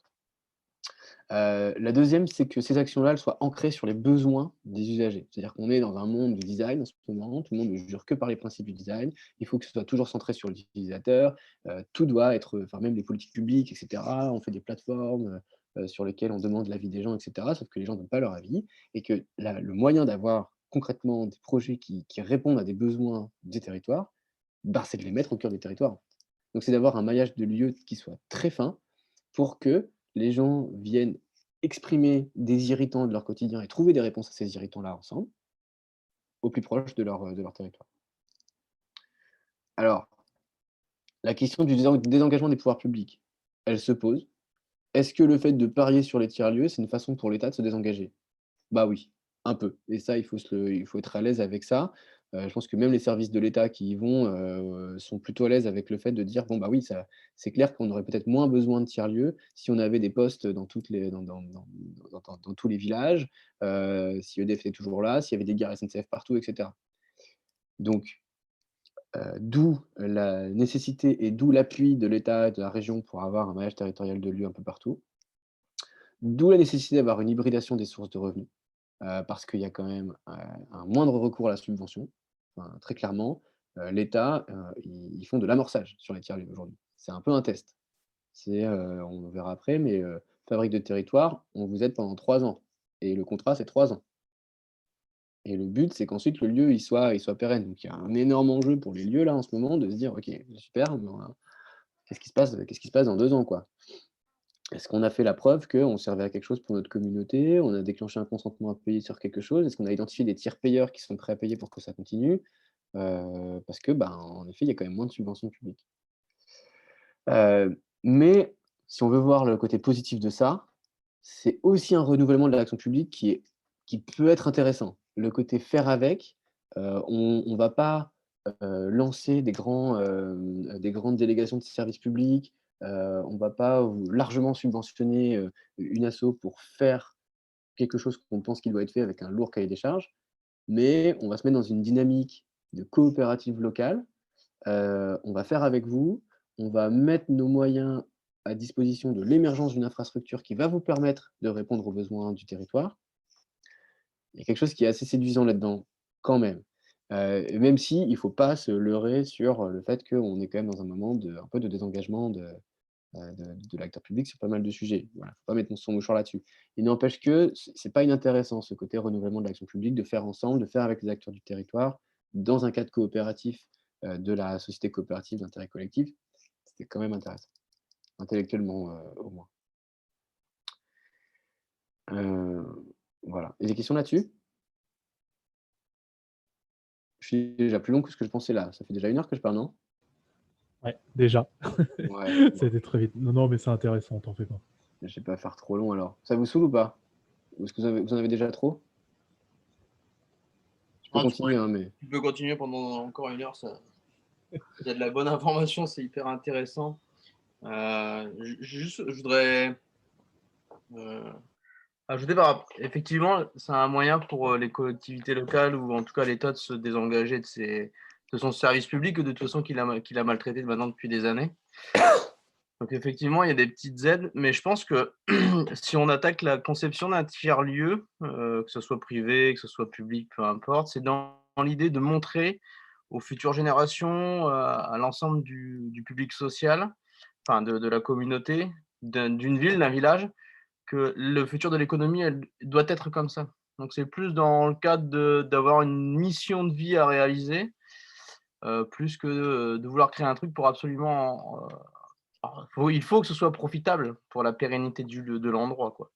Mais si tu démarres un truc dans le sens de dire: «Je veux absolument gagner du pognon», je pense que c'est pas la bonne façon de le créer, en tout cas. Voilà, c'est mon avis, quoi. Gagner du pognon, non, après je te dirais attention quand même à à pas t'épuiser pour un projet dont tu sais qu'il sera pas pérenne et Oui. en plus, enfin c'est un peu, enfin, malheureusement la plupart des dossiers de subvention, y compris d'amorçage, demandent aux porteurs de projets de justifier d'une certaine pérennité économique en fait. En se Mmh. disant: «Bah, on veut bien te filer, 30 000 pour les 2 premières années, puis te finance une partie d'un salaire. Mmh. En revanche, montre-moi que j'amorce quelque chose qui va continuer ensuite et que je mets pas 60 000 balles comme ça dans un trou qui va se reboucher quand je vais partir, quoi». Ouais, Et complètement. hem et du coup, ça reste, enfin, il faut l'avoir en tête dans la création du modèle parce que ça permet d'aller chercher les subventions d'amorçage, en fait, de dire qu'on est là dans un modèle qui est là pour durer. Oui, oui, ouais, ouais. Non, mais oui, parce qu'il doit durer, parce que c'est le bon modèle, pour recréer du lien social, pour créer de l'engouement et puis, aussi pour faire que les communautés deviennent actrices de leur territoire et non plus, simplement spectatrices, quoi. Et ça, en fait, il faut vraiment le voir, enfin, je veux pas non plus asséner, mais on commence à le positionner comme ça et ça marche et j'ai l'impression que ça résonne bien. De voir les tiers-lieux comme une infrastructure. C'est Mmh. une infra de coopération. C'est un Mmh. peu comme certaines plateformes numériques, qui sont issues de l'ESS. On dit que c'est des infrastructures numériques de coopération, toutes les plateformes coopératives qui permettent de contrer un peu l'ubérisation avec, des plateformes tenues par des coopératives. C'est un peu pareil. Là, en fait, on incarne en lieu des dynamiques de coopération qui font qu'on va certainement réussir à dépasser, les enjeux du 21e siècle, quoi. Mmh mh. Après, voilà, c'est un parti pris idéologique, hein, de se dire que ça se base sur la coopération, mais on a quand même de fortes, intuitions là-dessus. Quels sont les autres fonds d'amorçage hors fabrique de territoire? Beh, je vais en parler juste après, Stéphane, même si c'est la principale en ce moment, hein, aujourd'hui. Mais il y a des fonds au niveau régional, aussi dans les Hauts-de-France, on a de la chance pour ça. Et puis au niveau préfectoraux. Les préfectures, normalement, ont reçu une circulaire de Jacqueline Gouraud pour leur demander de financer les tiers-lieux sur les dotations aux collectivités. Bon, ça, on en a parlé. Du coup, l'œuf et la poule, la communauté, le lieu, c'est les 2 en fait. Il faut réussir à traiter un petit peu les 2 à la fois. Il ne faut pas attendre l'un de l'autre, ça dépend vraiment de la situation. Alors moi, je voulais quand même vous sensibiliser sur un truc. C'est le rôle central que j'imagine vous qui êtes connectés à la réunion devez avoir, sinon ça ne marchera pas. Alors l'animateur ou l'animatrice de lieu, qu'on appelle, aussi le concierge dans pas mal de lieux et je trouve que ce mot, il est vraiment bien parce que ça permet quand même de bien se figurer à quoi il faut s'attendre quand on monte un lieu. C'est-à-dire que c'est vraiment épuisant. C'est-à-dire qu'on n'est pas là pour avoir un bureau dans un coin et faire en sorte que le lieu, il tourne, quoi. Il faut être sur le plancher tout le temps, ouvrir, fermer, réparer les machines qui sont pétées, aller, harceler le plombier parce que les toilettes marchent plus, laver par terre quand c'est sale et être le ouais, il y a un petit côté barman aussi, il y a un petit côté, être le confident, des gens, il faut créer, c'est de la relation humaine, en fait et c'est épuisant. Vraiment, dans les lieux qui tournent bien, parler avec le porteur de projet du lieu, au bout de 3 ans, ils sont essorés. Franchement, c'est super difficile. Alors, c'est pour ça qu'on a monté la formation de piloter un tiers-lieu parce qu'en fait, ça mobilise tellement de compétences qui sont différentes entre la la gestion des relations humaines, la compta, être entrepreneur de territoire. Enfin, il faut quand même aller déclencher les subventions, aller déclencher la volonté politique d'un tiers-lieu sur son territoire, c'est quand même pas rien, quoi. En fait, s'il n'y a pas d'élu avec vous, c'est très difficile quand même. Donc il faut aller déclencher de l'intérêt politique, il faut connaître les modèles un peu innovants juridiques, de l'ESS et pas que. Il faut avoir des bonnes bases aussi, entrepreneuriales parce que bon, bah, monter un café, citoyen pour financer un peu le lieu, bah, ça se fait pas comme ça, la gestion des fournisseurs, la gestion de la trésorerie, enfin on peut planter une structure hyper vite en faisant pas gaffe à sa trésorerie. Bon, bah, voilà, ça c'est des compétences que le porteur de projet devra avoir. En plus de la relation humaine et en plus de ne pas avoir peur de passer la serpillière, quoi. Et ça, s'il y a pas ça dans un lieu concrètement, c'est ça qui plante tout. S'il y a pas un bon animateur, ça sert à rien. Il y a énormément de lieux lancés par des collectivités territoriales qui, alors avec tout le respect que j'ai pour les fonctionnaires, j'ai travaillé moi-même pour la fonction publique, qui mettent un fonctionnaire qui est pas forcément motivé pour le job dans le lieu de 9h à 17h, en attendant que les gens viennent, eh ben, ça ne marchera pas, c'est sûr. Au mieux, ce sera une infrastructure de service public. Au pire, ce sera une coquille vide dans laquelle on aura mis plein d'argent public pour avoir des super machines, des ordinateurs, des machins, des salles, des salles de créativité avec des jolis poufs de toutes les couleurs. Mais s'il n'y a pas quelqu'un qui se fait l'animateur dans le lieu et en dehors du lieu, d'aller chercher les parties prenantes, de s'assurer que l'union commerciale du coin, la chambre de commerce, la chambre des métiers et de l'artisanat, tout ça, tout le monde est impliqué pour faire en sorte que le lieu vive, que les problématiques se traitent dans le lieu, etc. Bon, ça ne marchera pas. Donc en fait, il faut vraiment il faut des super-héros dans les lieux et des entrepreneurs de territoire comme ça. D'une part, c'est rare et ça demande des compétences, il faut se former, quoi. Faut faut pas avoir peur d'aller chercher et se faire financer les formations qui vont bien pour ça. Donc je voulais pas vous déprimer, mais il faut avoir en tête que c'est dur, quoi. C'est dur et j'insiste aussi sur un truc, il y a plein de gens qui viennent nous voir en voulant faire une transition de carrière et monter un lieu, en espérant dégager des revenus tout de suite. Alors là-dessus, on passe aussi toujours un peu le message. Attention, en dehors de se faire financer par un fonds FIDES, ou d'avoir, tout de suite, le fonds Fabrique de territoire ou, enfin, ou d'avoir le chômage, enfin, Pôle emploi, 1er fournisseur de chefs de projet de tiers-lieux. Mais il ne faut pas compter avant 2-3 ans avoir un salaire correct en tenant un lieu, quoi. Qui vient du lieu lui-même. Et il faut faire vachement gaffe à ça parce qu'il y a plein de gens qui se mettent en difficulté en cramant 12 ou 18 mois de chômage sur un projet de tiers-lieu et se rendre compte au bout de 18 mois qu'il leur reste soit 0, soit 6 mois d'allocation et qu'en fait, ils n'arriveront pas à se rémunérer tout de suite avec la structure qu'ils vont monter. Et du coup, d'abandonner le projet parce qu'il leur reste plus que 6 mois pour trouver un job et que, enfin voilà, si on dépend vraiment de revenus réguliers pour vivre et qu'on n'a pas de quoi voir venir avec soit une grosse prime de départ de son taf sur 2 choses, bah, c'est pas facile. Donc il faut l'avoir en tête ça. Le fait qu'il faille vraiment faire attention à l'amorçage. J'ai discuté il y a pas longtemps avec Maïté de la voisinerie à Oisem, à Lille. Super beau projet, ça a mis 7 ans pour décoller. Et c'est au bout de 7 ans qu'elle a pu trouver un modèle, et faire financer un modèle par des acteurs qui a pu lui permettre de lui sécuriser un salaire pour qu'elle travaille sur son truc. Sinon, tu as été 7 ans de galère, de chômage, de fonds FIDES, de retourner au chômage, de machin. Donc un aspect à avoir en tête, c'est des projets qui prennent du temps. Ça va ça? Hem, alors infrastructure locale de coopération, j'en ai parlé. On l'a vachement vu pendant le covid. En fait, le covid, le premier confinement nous a permis de démontrer à la région l'importance des tiers-lieux et c'est ça qui fait que la région est en train de nous aider à décrocher des fonds européens pour faire un vrai réseau régional pour accentuer le mouvement. Parce que dans les tiers-lieux, on a créé des masques, on a créé des visières, on a créé des blouses, on a mobilisé des réseaux entiers de couturiers et de couturières pour produire des trucs, parce qu'on avait la connaissance terrain. On a organisé la solidarité.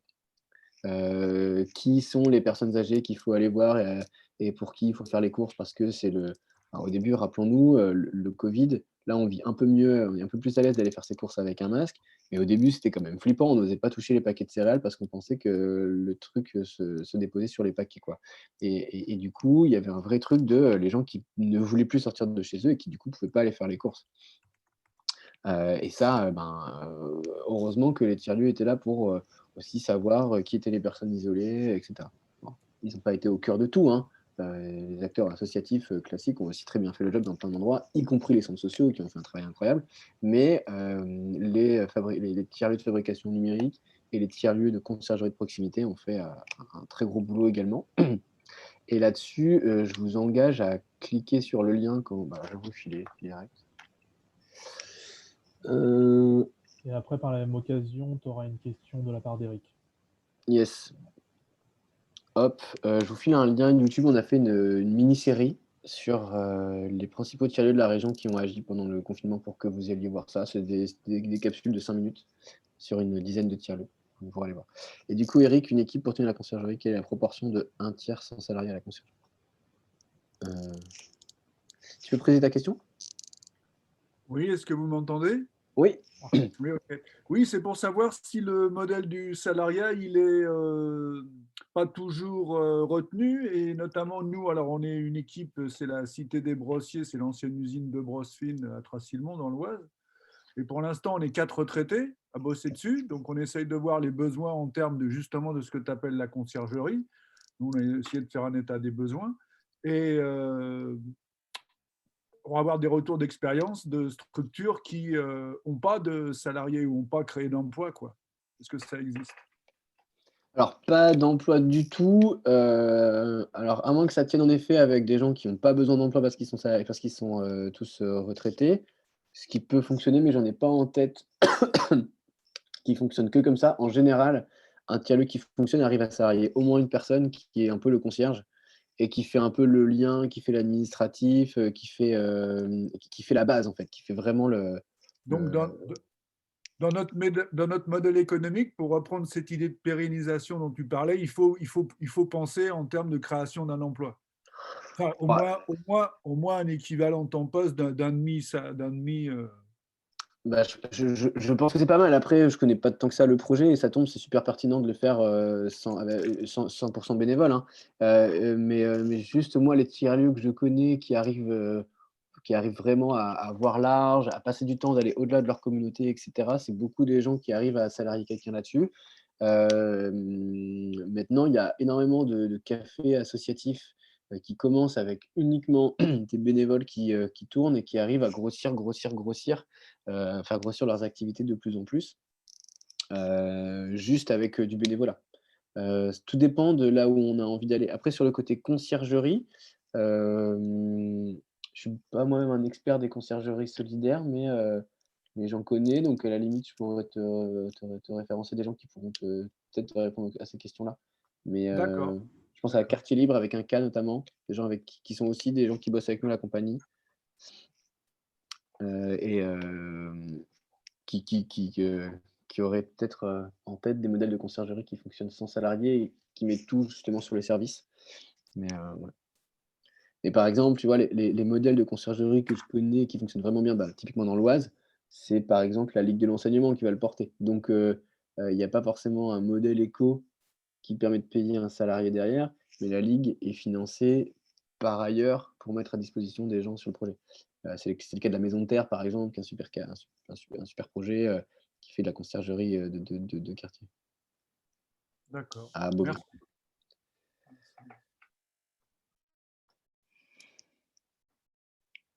Voilà, pour le côté infrastructure locale de coopération. J'avance un peu vite sur le côté parenté avec l'ESS. Donc, je l'ai déjà dit, super important de capitaliser sur l'histoire de l'ESS dans les modes d'organisation et de contractualisation, de gouvernance, etc. Je vous mets le lien du podcast vers lequel je vais vous indiquer dans la présentation, qui est en fait une discussion qu'on a enregistrée sur des tiers-lieux qui fonctionnent en SIC, qui est pas mal, qui est un peu long, 30 minutes, mais il y a 3 tiers-lieux différents qui expliquent leur modèle juridique.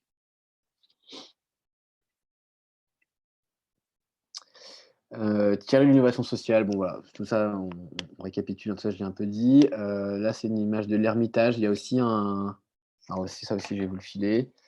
Ils sont à la fin de la presse, mais les hyperliens, je pense qu'il faut que vous alliez les voir.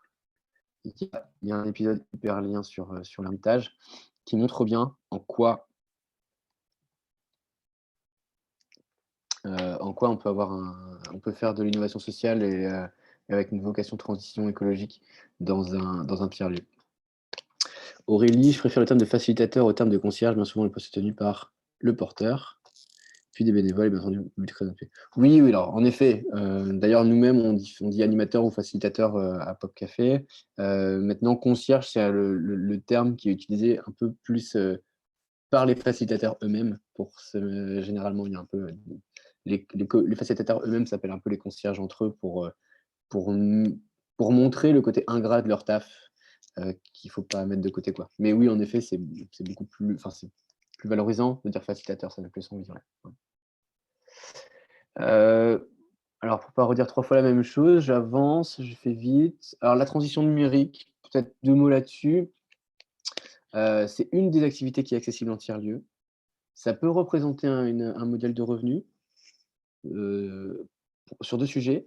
Soit sur la médiation numérique aux particuliers, parce qu'en ce moment, il y a des dispositifs comme les passes numériques, qui sont déployés et donc qui permettent de capter une petite partie de revenus, si on est capable de faire des ateliers de médiation numérique, en face.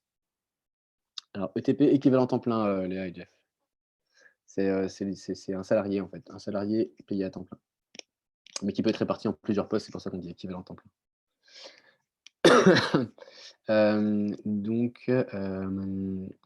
Donc voilà, pour les particuliers, on peut se faire un peu rémunérer par les passes haptiques, même si attention, c'est pas, non plus la panacée. En revanche, pour la transition numérique de proximité, pour les commerçants, les petites entreprises, etc., pour l'instant, il y a assez peu de choses pour eux. Nous, c'est ça qu'on fait avec Pop Café. Nous, on est un opérateur de tiers-lieu numérique de proximité parce qu'on voit qu'en fait, il y a très peu de choses pour les commerçants en local. Ils ne vont pas avoir la CCI, la CMA, c'est trop loin, c'est trop compliqué.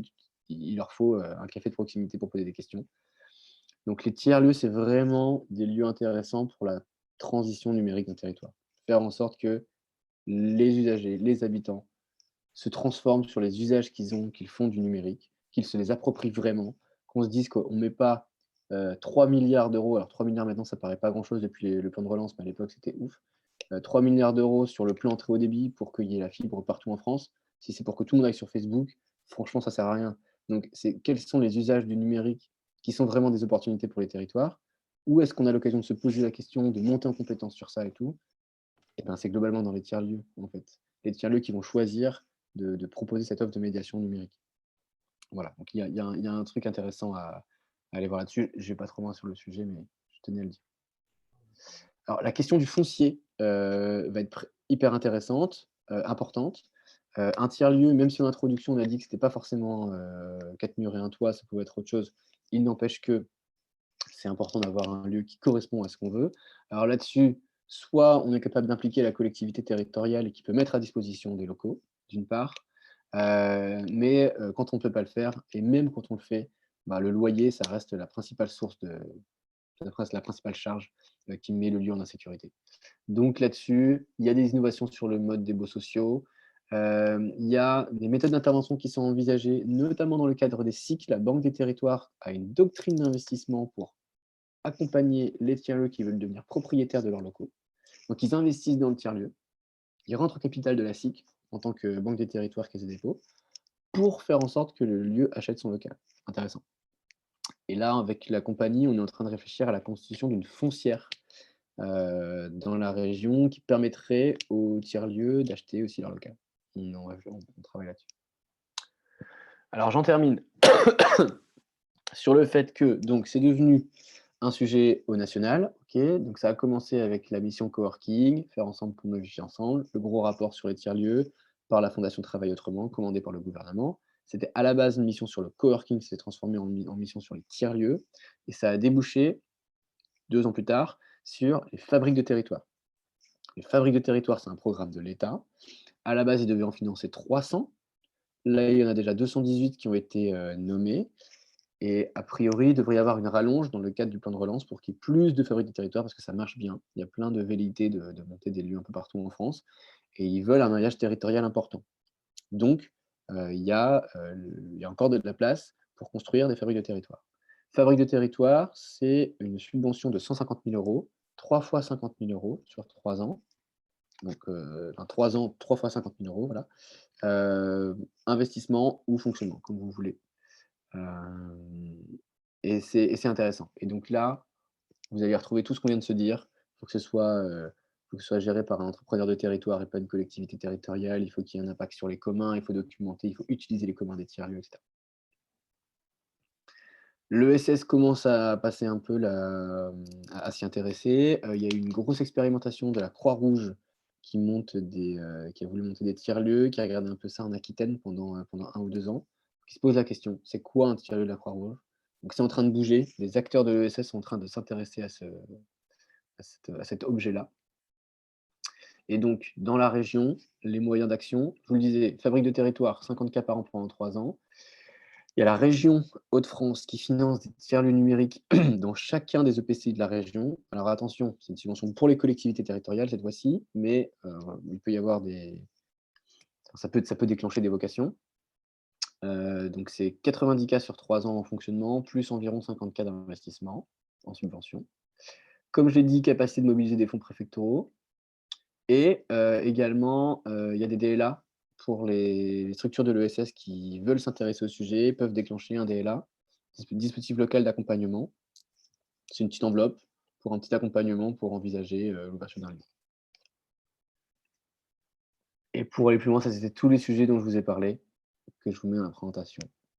Voilà, j'ai été trop long, je m'en excuse. Est-ce que Léa, tu veux redynamiser un petit peu ce webinaire assommant en parlant de la briqueterie? Sauf s'il y a des questions. Super présentation, je pense que c'était assez complet. Maintenant, je ne sais pas s'il y en a d'autres qui ont envie de poser d'autres questions ou d'intervenir. Je vais être assez bref quand même pour ne pas mobiliser trop de temps. J'ai une double casquette aujourd'hui. Effectivement, je travaille pour la briqueterie. La briqueterie, c'est à la fois c'est un lieu sur Amiens, c'est un collectif d'artistes et d'associations, et au niveau juridique, on est une association. Voilà, donc comment on peut se définir? On est implanté sur un quartier, anciennement quartier prioritaire de la ville d'Amiens. On est en veille active aujourd'hui, implanté sur un territoire depuis près de 20 ans. On fête nos 20 ans cette année. Donc voilà, il y a un certain historique sur comment est né ce projet, ce collectif. On est d'abord passé par l'occupation du bâtiment, donc c'est une ancienne friche militaire. Occupation un petit peu précaire et un squat en fait à la base, l'origine du lieu, pour en arriver à un échange avec la collectivité. Aujourd'hui, ça fait déjà 20 ans effectivement qu'on est sous une convention d'occupation précaire. Actuellement, là, le bâtiment est en travaux de réhabilitation, ça y est, enfin. C'était dans les tuyaux depuis un certain nombre d'années et c'est acté, donc auprès de la métropole d'Amiens. Voilà un petit peu l'état des lieux par rapport à notre projet. Je pourrais parler de différents points que tu as abordés, mais je vais essayer de faire court sur le fait aussi de la communauté, d'un collectif, aussi d'un lieu, puisque là, on vit un petit peu une double situation avec notre bâtiment qui est en réhabilitation. Donc, du coup, on a plus ce lieu aussi qui polarise un peu toutes les énergies et la dynamique, mais pour autant, on arrive quand même à faire ensemble. Donc voilà, là, c'est pas... comme tu dis, faire tiers-lieu, c'est pas forcément avec un toit et des murs. Pour parler un petit peu plus par rapport à la fabrique de territoire et particulièrement fabrique numérique de territoire, effectivement, la briqueterie, on est une structure qui fait partie d'un projet qu'on a monté avec la machinerie. En fait, la machinerie était porteuse d'un projet dans le cadre de l'appel à manifestation d'intérêt, fabrique de territoire. On a été lauréat sur la fin 2019, et ce projet-là, comme chef de file avec la machinerie, était de rassembler un total de 6 structures sur le territoire, dont la briqueterie. Donc voilà, on est partie prenante de ce projet. Avec plusieurs autres structures. J'ai évoqué la machinerie, la briqueterie, la maison du colonel. C'est un projet de café associatif non loin de la briqueterie. Voilà, un projet aussi qui est né chez nous. Voilà, on est un peu pépinière de projets aussi, entre autres. Nous avons aussi un centre social à l'Alco, qui est sur un autre territoire, sur un quartier d'Amiens, le LAM, donc c'est un lieu artistique mutualisé. Pour le coup, c'est un collectif d'artistes, pros et amateurs, mais qui n'ont pas de lieu. Donc ils ont une problématique aussi de recherche de lieu, et d'ailleurs, cette problématique commence à essouffler un peu les troupes. Donc ça, c'est vrai qu'il y a un vrai enjeu par rapport à ça. Est-ce que j'ai oublié l'île aux fruits, qui est un projet d'agriculture urbaine, voilà, grossièrement un peu. Et en fait, pourquoi on s'est rassemblés, c'était l'idée aussi de, voilà, il y a le constat aussi que il y a beaucoup de choses qui nous rassemblent, on a beaucoup de points en commun, mais des choses aussi qui nous différencient. On est quand même des entités à part entière avec des projets bien spécifiques. On se disait aussi que voilà, il y avait peut-être des lacunes aussi sur le territoire. Nous, on est à l'échelle du Grand Amiénois. Donc voilà, ça concerne un certain nombre de communes. Et il y avait ce projet de soutenir et de renforcer la présence des tiers-lieux sur le territoire, soutenir nos propres projets aussi, et pourquoi pas accompagner des porteurs de projets sur l'échelle du Grand Amiénois, et en tout cas partager un peu nos expériences, en toute humilité du coup. Voilà, par rapport à ce dispositif, je pense contrairement à d'autres projets dans le cadre de la fabrique de territoire, donc nous on a la dimension numérique, de par aussi la machinerie, mais pas que. À la briqueterie aussi, on a une petite dimension numérique, mais bien moins forte qu'à la machinerie. Nous, l'idée, c'est pas de monter un lieu, un gros lieu avec nos 6 structures et éventuellement d'autres structures, c'est pas le projet. Le projet, c'est vraiment d'essayer de faire réseau, d'apporter un soutien, de structurer un petit peu, et accompagner des porteurs, des porteurs de projets à l'échelle du Grand Amiénois. Donc, on a été beaucoup freiné aussi par rapport à la situation sanitaire. Je disais qu'on est lauréat depuis fin 2019. L'année 2020 a été assez chaotique pour bon nombre d'entre nous, et il y avait aussi on avait plusieurs pistes pour lancer un peu ce projet de structuration, et on a quand même lancé ce qu'on appelle les petits apéros tiers-lieux. Donc c'est des rencontres mensuelles. Là, on est passé à des rencontres plutôt bimensuelles, mais des rencontres plutôt informelles, justement pour inviter les porteurs de projets à discuter un petit peu de leur projet, un partage d'expérience aussi. Et puis l'idée, c'était de faire une sorte de visite aussi de ce fait des lieux existants sur Amiens. On en est là un petit peu aujourd'hui par rapport à ce dispositif, mais évidemment, on n'est pas cantonné qu'à ça. Et voilà ce que je peux vous dire. J'ai essayé de faire super vite, mais j'ai encore plein de choses à raconter, évidemment. Sur le T'étais principe, de question toute façon, excuse-moi Alexandre, on en a à peu près jusque 4 heures. Je pense que ça va marquer la fin à 4 heures. Donc on a une demi-heure. Donc ça dépend des différentes personnes qui assistent au webinaire. Si elles ont des questions tout de suite, qu'elles les posent. Et si on a un peu de temps, éventuellement, tu pourras préciser des choses sur la briqueterie. Ok. Je pense que ça peut être intéressant comme ça. Alors du coup, je vais arrêter ton partage d'écran, Alexandre, comme ça on verra les têtes de tout le monde. Donc comme je disais, on a 30 minutes. C'est le moment où vous pouvez poser vos questions, faire des retours d'expérience, faire de l'interconnaissance aussi, c'est toujours super important. Voilà, c'est votre moment, profitez-en. Oui, ça fait du bien de te voir. Merci de rallumer vos caméras.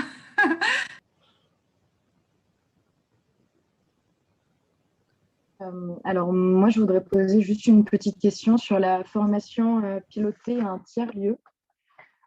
J'avais eu l'occasion déjà de me renseigner un petit peu via votre site, un petit peu les informations et le contenu de la formation. Mais je me pose la question de est-ce que c'est finançable par Pôle emploi? Est-ce qu'il y a des dispositifs qui permettent d'être financés publiquement? Voilà.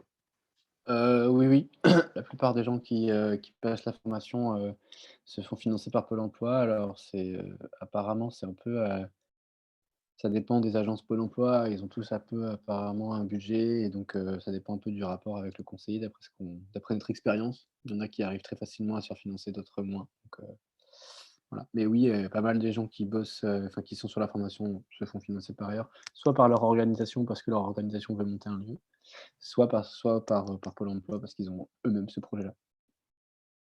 Ou alors c'est un cadeau qu'ils se font dans le cadre d'une activité entrepreneuriale, s'ils ont déjà des fonds qui peuvent mobiliser, une trésorerie qui peuvent mobiliser sur de la formation. D'accord. Nous, par exemple, on est 2 porteurs de projet justement en création d'un tiers-lieu. Donc là, on est encore à la phase dossier de présentation, donc on est encore en amont de la réalisation de ce projet-là. Donc évidemment, la formation, ce serait la faire avant d'être sur le terrain en quelque sorte. Donc là, ce serait en tant que porteur de projet pour la formation que je me présenterai. Donc, ok, très bien, merci beaucoup. Ça roule. Alors sur le site, il y a toutes les infos. Donc là, on vient de commencer une nouvelle promo qui va durer 1 an. Donc après, ce sera potentiellement pour la prochaine. Mais on est en train de réfléchir à des à des formats plus courts et plus spécifiques. Donc là-dessus, on vous tiendra au courant parce qu'il y a beaucoup, beaucoup de demandes.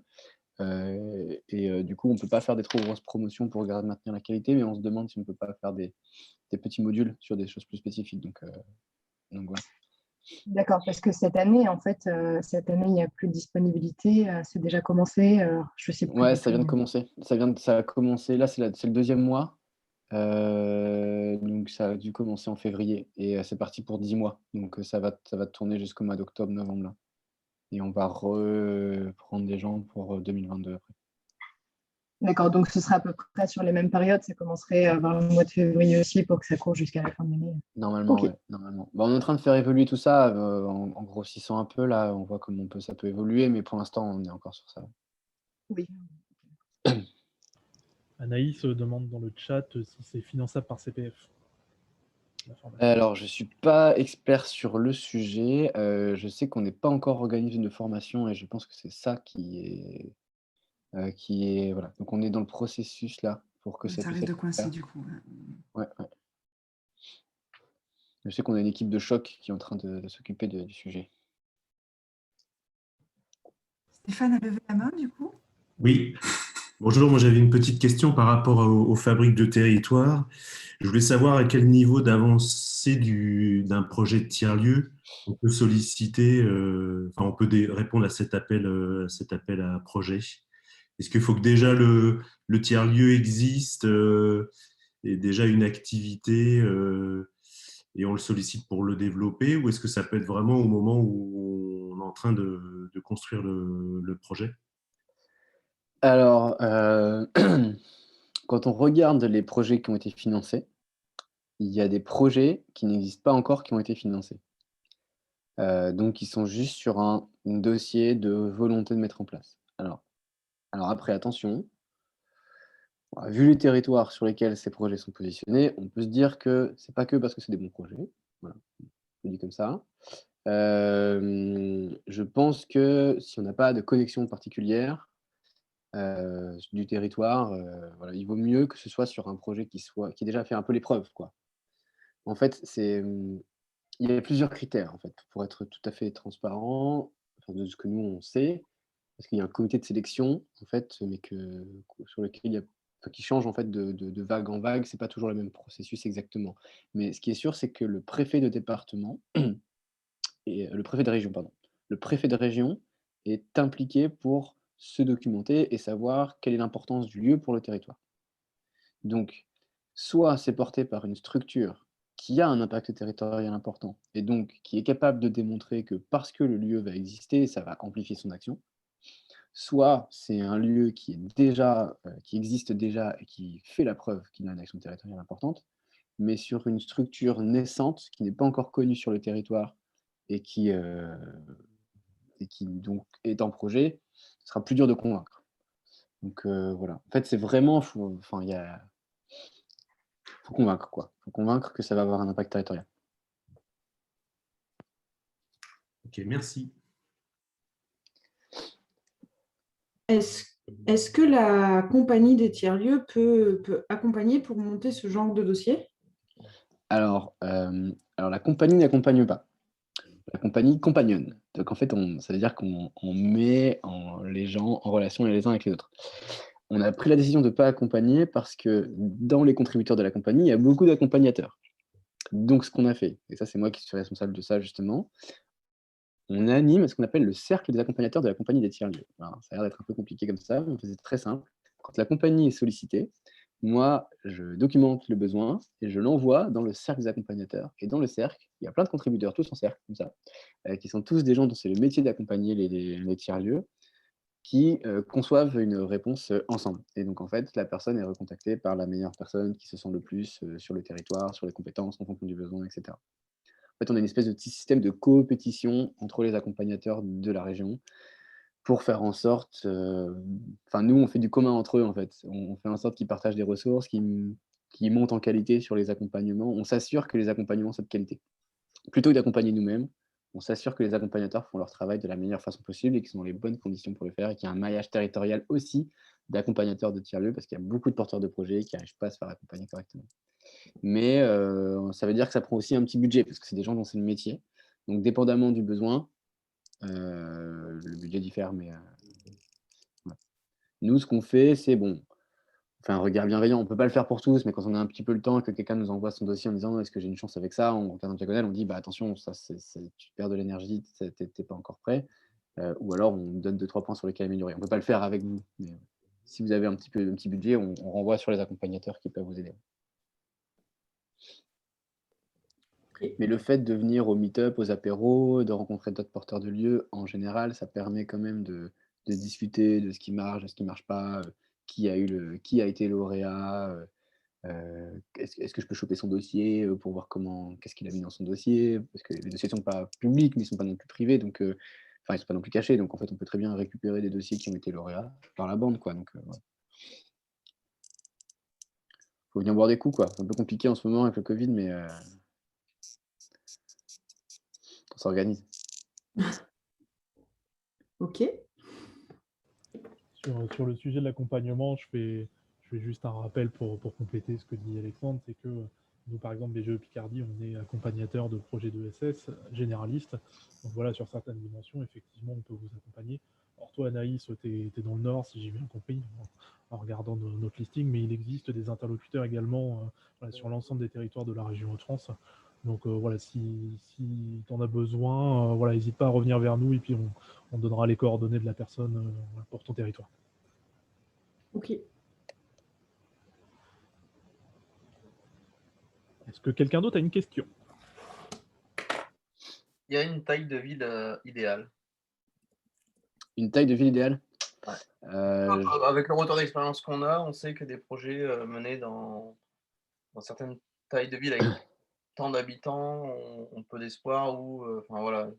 Quel retour d'expérience là-dessus? Bah, pas vraiment, parce que justement, il y a un gros effort pour que ce soit partout. Alors oui, dans les villes moyennes type, c'est clair que ça marche. Maintenant, il y a un gros effort qui est fait en se disant: «En fait, là où on en a besoin, c'est pas là où ça marche le mieux». Voilà. C'est pas, dans le centre-ville de Lille qu'on a le plus besoin de coopération entre les habitants. En revanche, sur les territoires ruraux dans lesquels, bah, justement, il y a moins de services publics et cetera, on a besoin d'infrastructures de coopération pour faire un petit peu différemment, pour organiser la mobilité, pour, faire du contact sur la distribution alimentaire de qualité, tout ça. Donc, nous, on sait que l'Agence nationale de la cohésion des territoires qui gère le programme Nouveau lieu, nouveau lien, donc les 300 fabriques de territoires, nous sollicite souvent en disant: «Est-ce que vous avez des territoires ruraux qui posent des demandes de fabriques de territoire?» On en cherche, on veut les soutenir parce qu'en fait, c'est là où il y a besoin de fabriques de territoire. Donc c'est un défi, moins concrètement, moins le territoire est dense, plus c'est un défi. Maintenant, il faut trouver les modèles, ça doit pouvoir fonctionner, quoi. Ah, comme tu dis, c'est forcément là où il manque du lien social qu'il faut le créer, donc c'est Bah, ouais. ouais, Après, parfois c'est là, par exemple, bah, à Autrèche, bon, c'est un tout petit village. Par contre, l'Hermitage, c'est un gros truc. C'est, plusieurs millions, mobilisés via une coopérative d'intérêt collectif pour acheter un foncier, énorme, avec un projet extrêmement important et ça crée du lien localement et ça va certainement avoir un impact très fort sur un territoire qui est peu dense. Alors, est-ce que ça passe par des très gros projets sur des petits territoires? Peut-être. En fait, il faut vraiment expérimenter, quoi. Ça peut aussi commencer par des petits cafés citoyens, voilà, il y a plus de café de quartier dans un village, ça commence par un café ou un café associatif, les gens se relayent, derrière la tireuse ou derrière la machine à café pour recréer un peu de lien social et puis au final, tac, on rajoute une brique en se disant: «Ah bah tiens, il y a une recyclerie qui va se monter à côté, on peut récupérer, on peut gérer un peu la recyclerie de la ville, du village et puis on va revaloriser et puis tiens, tac», voilà. On rajoute des briques comme ça petit à petit. Cet exemple-là, c'est, la Smala, en Nouvelle-Aquitaine, qui est chouette. Il y a aussi un épisode Hyperlien dessus, je t'invite à regarder. Pour le coup, c'est un territoire très rural. intéressant.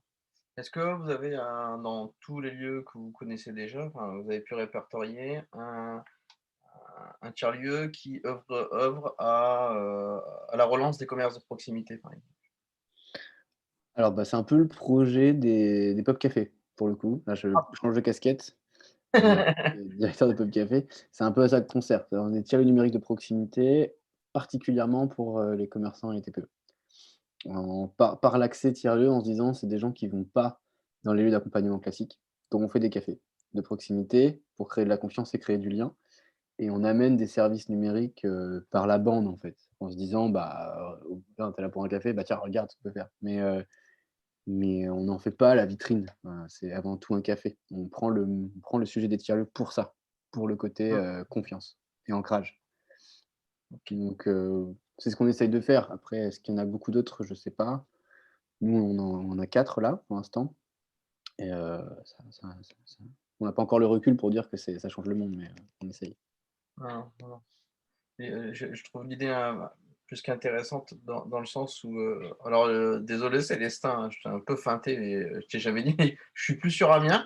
On a déménagé il y a peu, donc je suis même plus en Picardie, donc je suis désolé. J'ai vu. Vous pouvez me bannir si vous voulez, me cracher dessus. Au revoir, Rodrigue. Mais le sujet me prend le cœur, donc voilà. Et la ville dans laquelle je suis arrivé a été élue petite ville de demain. Donc ça, c'est quelque chose dans lequel vous pouvez vous rapprocher. Bah, voilà, c'est une info. Mais il y a 141 villes en France qui sont portées par ce projet européen qui octroie des subventions, voilà, qui crée un vrai réseau et qui, je pense, alors moi, la maire, Madame le maire qui est ici, a à cœur de créer un tiers-lieu dans sa ville de 5000 habitants pour la relance du commerce de proximité, pour voilà. Et donc, c'est vraiment subventionné par ce projet. Donc, je ne sais pas dans quelle ville vous êtes, mais ça peut être intéressant de savoir si est-ce que votre ville a été élue petite ville de demain, quoi. Super, super. En effet, Petite Ville de demain et Action Cœur de Ville aussi, autre programme, plutôt pour les villes moyennes, D'accord. c'est des programmes financés par la Banque des Territoires et qui dégagent de l'argent en ingénierie. Donc ça permet de lancer des expérimentations. C'est pas mal. Ouais, c'est vrai. Là, pour le coup, je sais que rien que pour le poste, parce qu'ils créent des postes vraiment, comme là ici dans ce projet, c'est pas le community manager, mais c'est le manager de centre-ville. Bah, il y a quand même 40 000 € de débloqués sur 2 ans. Voilà, donc ça peut aider à vraiment lancer ce type de projet. Voilà. Donc, la question c'était, est-ce que vous avez déjà vu des tiers-lieux avec des incubateurs de commerce de proximité? J'étais en contact avec, je suis toujours en contact avec Clément Coutinho, qui m'attend sur ce site-là, mais il m'expliquait qu'il y avait 4 créatrices qui ont créé un super système économique qui leur permettent d'avoir un magasin dans le centre-ville, mais dans lequel ils tournent à 4 à l'intérieur déjà, donc ça ne les oblige pas à être constamment dans le magasin et de pouvoir créer. Mais du coup, avec un modèle économique où ils divisent par 4 les charges, etc. etc. Et c'est ce genre de projet, je pense, qui est intéressant pour les petites villes, dans lequel il manque cruellement de commerce de proximité, mais vraiment, c'est devenu affolant. Pourquoi? Parce que le foncier est devenu extrêmement cher aussi, les charges qui y vont avec. Et donc, je pense que voilà, on peut aider par les tiers-lieux, aider à incuber des futurs créateurs, commerce de proximité. Voilà. Carrément. Il y a plein d'autres choses. Il y a de belles choses à faire dans les territoires comme là où on est, parce que voilà, c'est très campagne, donc il y a des beaux produits à mettre en valeur. Ouais, il y a des idées de tiers-lieux ruraux super intéressants, hein, aussi pour la transition, la transition de modèle de production. Pas Ouais. mal, la plupart, il y en a quand même pas beaucoup que je connais, mais j'en connais un ou 2 qui, sont en fait des exploitants qui, ne souhaitant pas retransmettre à leurs enfants ou parce que les enfants ne souhaitent pas, mais ils veulent faire une transition et donc plutôt prendre 10 ans pour transformer leur ferme en tiers-lieu avant, pour en faire un lieu d'expérimentation et pour ramener des nouveaux, exploitants sur le territoire. Excellent. Ouais, il y a pas mal de choses intéressantes. Si tu as des contacts sur ce sujet, sur des exemples ou... Alors, il y a la Smala, il y a un deuxième tiers-lieu numérique rural dans les hyperliens, j'ai oublié le nom, et moi j'en connais un à côté de Saint-Étienne qui est en train de faire ça, ça s'appelle la ferme de la Martinière, D'accord. qu'on peut retrouver sur internet. Qui font ça, qui transforment la ferme en lieu de transition agricole pour faire venir des nouveaux exploitants avant la retraite du papa. Cool.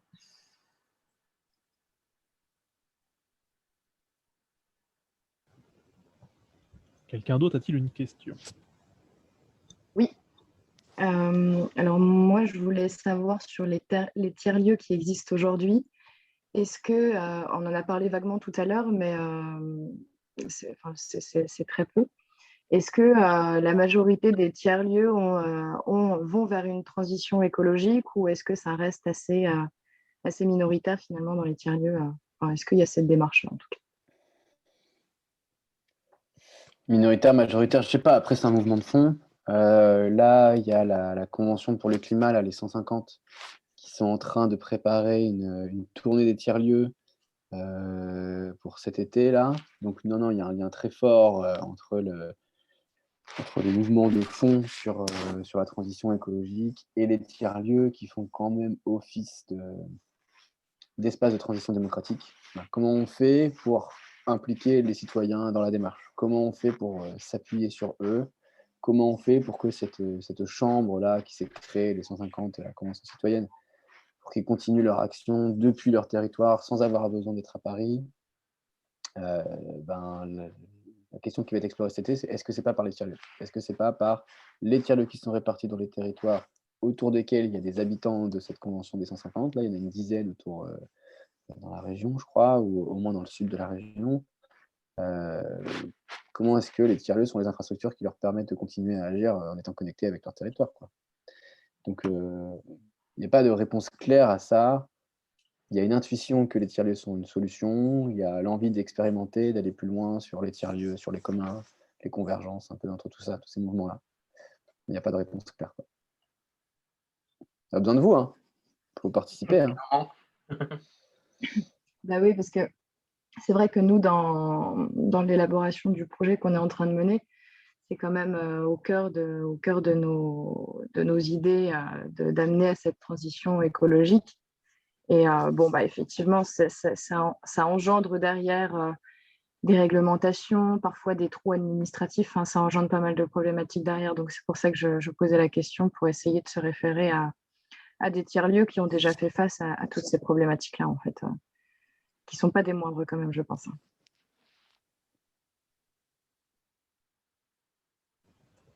Alors, nous avons Déborah dans le chat qui voulait poser une question. Déborah, n'hésite pas à la poser directement à l'oral. Il me semble que tu avais pu allumer ton micro tout à l'heure. Ma question, au vu des 20 ans d'expérience de création et de développement de la briqueterie, quel conseil essentiel tu donnerais, toi, d'après ta pratique, sur les débuts de création d'un tiers-lieu? Ouais, du coup, j'en profite juste avant parce que le sujet de ce webinaire, c'est tiers-lieu et je voulais juste parler un peu de ce débat par rapport à la terminologie, cette notion de tiers-lieu. On a parlé aussi de friches, de fabriques aussi. À la briqueterie, c'est vrai que ce terme tiers-lieu, il est un peu nouveau. Je pense que par rapport à ce projet de fabrique numérique de territoire, seul, on ne se serait pas lancé dans l'aventure. C'est vrai que c'est assez costaud. Et c'est vrai que c'est quand même un gros dossier. Donc je pense que ce qui nous a amené à s'associer avec la machinerie et les autres structures, c'était vraiment l'idée de faire ensemble, de mutualiser aussi des savoirs, des savoir-faire, et ça fait partie aussi du fonctionnement de la briqueterie. Mais seul, on ne se serait pas lancé là-dessus. Je pense qu'au départ, cette notion de tiers-lieu était assez nébuleuse aussi pour nous.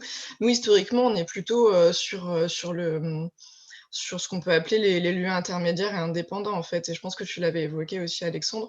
Donc tout ça est un peu, par rapport à la terminologie, c'est un vrai sujet. Je pense qu'on n'a pas du tout le temps de rentrer dans le débat, mais voilà, la question se pose par rapport à ça.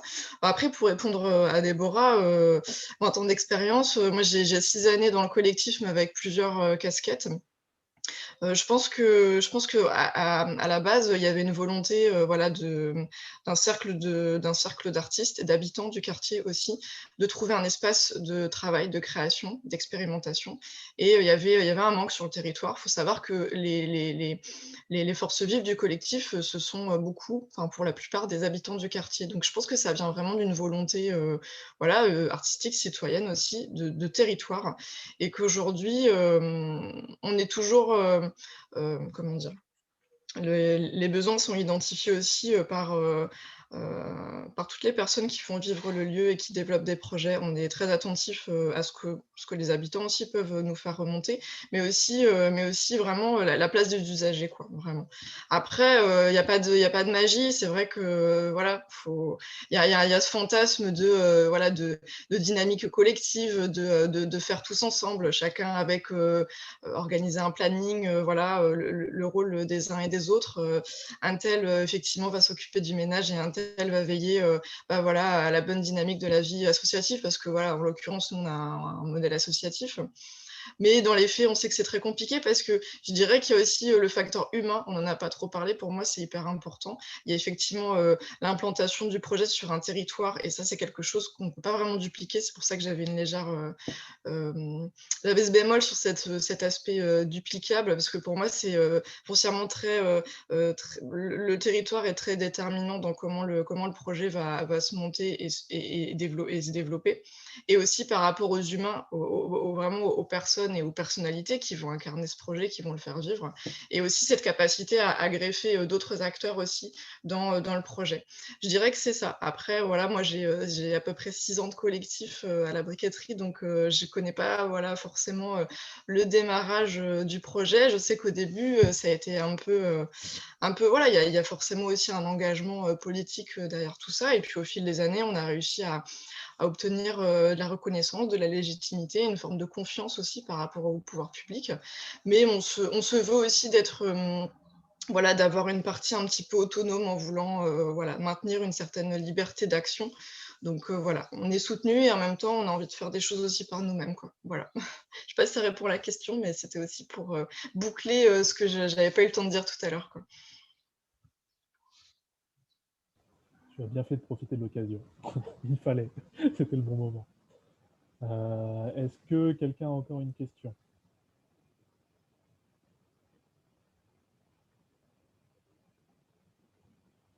N'hésitez pas, on va bientôt clore, donc voilà, soit c'est la question maintenant, soit c'est jamais.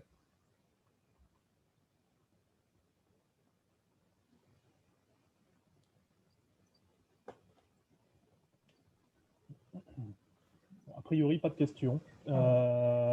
Si, j'ai cru entendre un bruit. Non? Oui, c'était moi. J'essaye. Oui. Vous m'entendez Vas-y, ou pas? Fabien. Oui, oui, vas-y. Oui.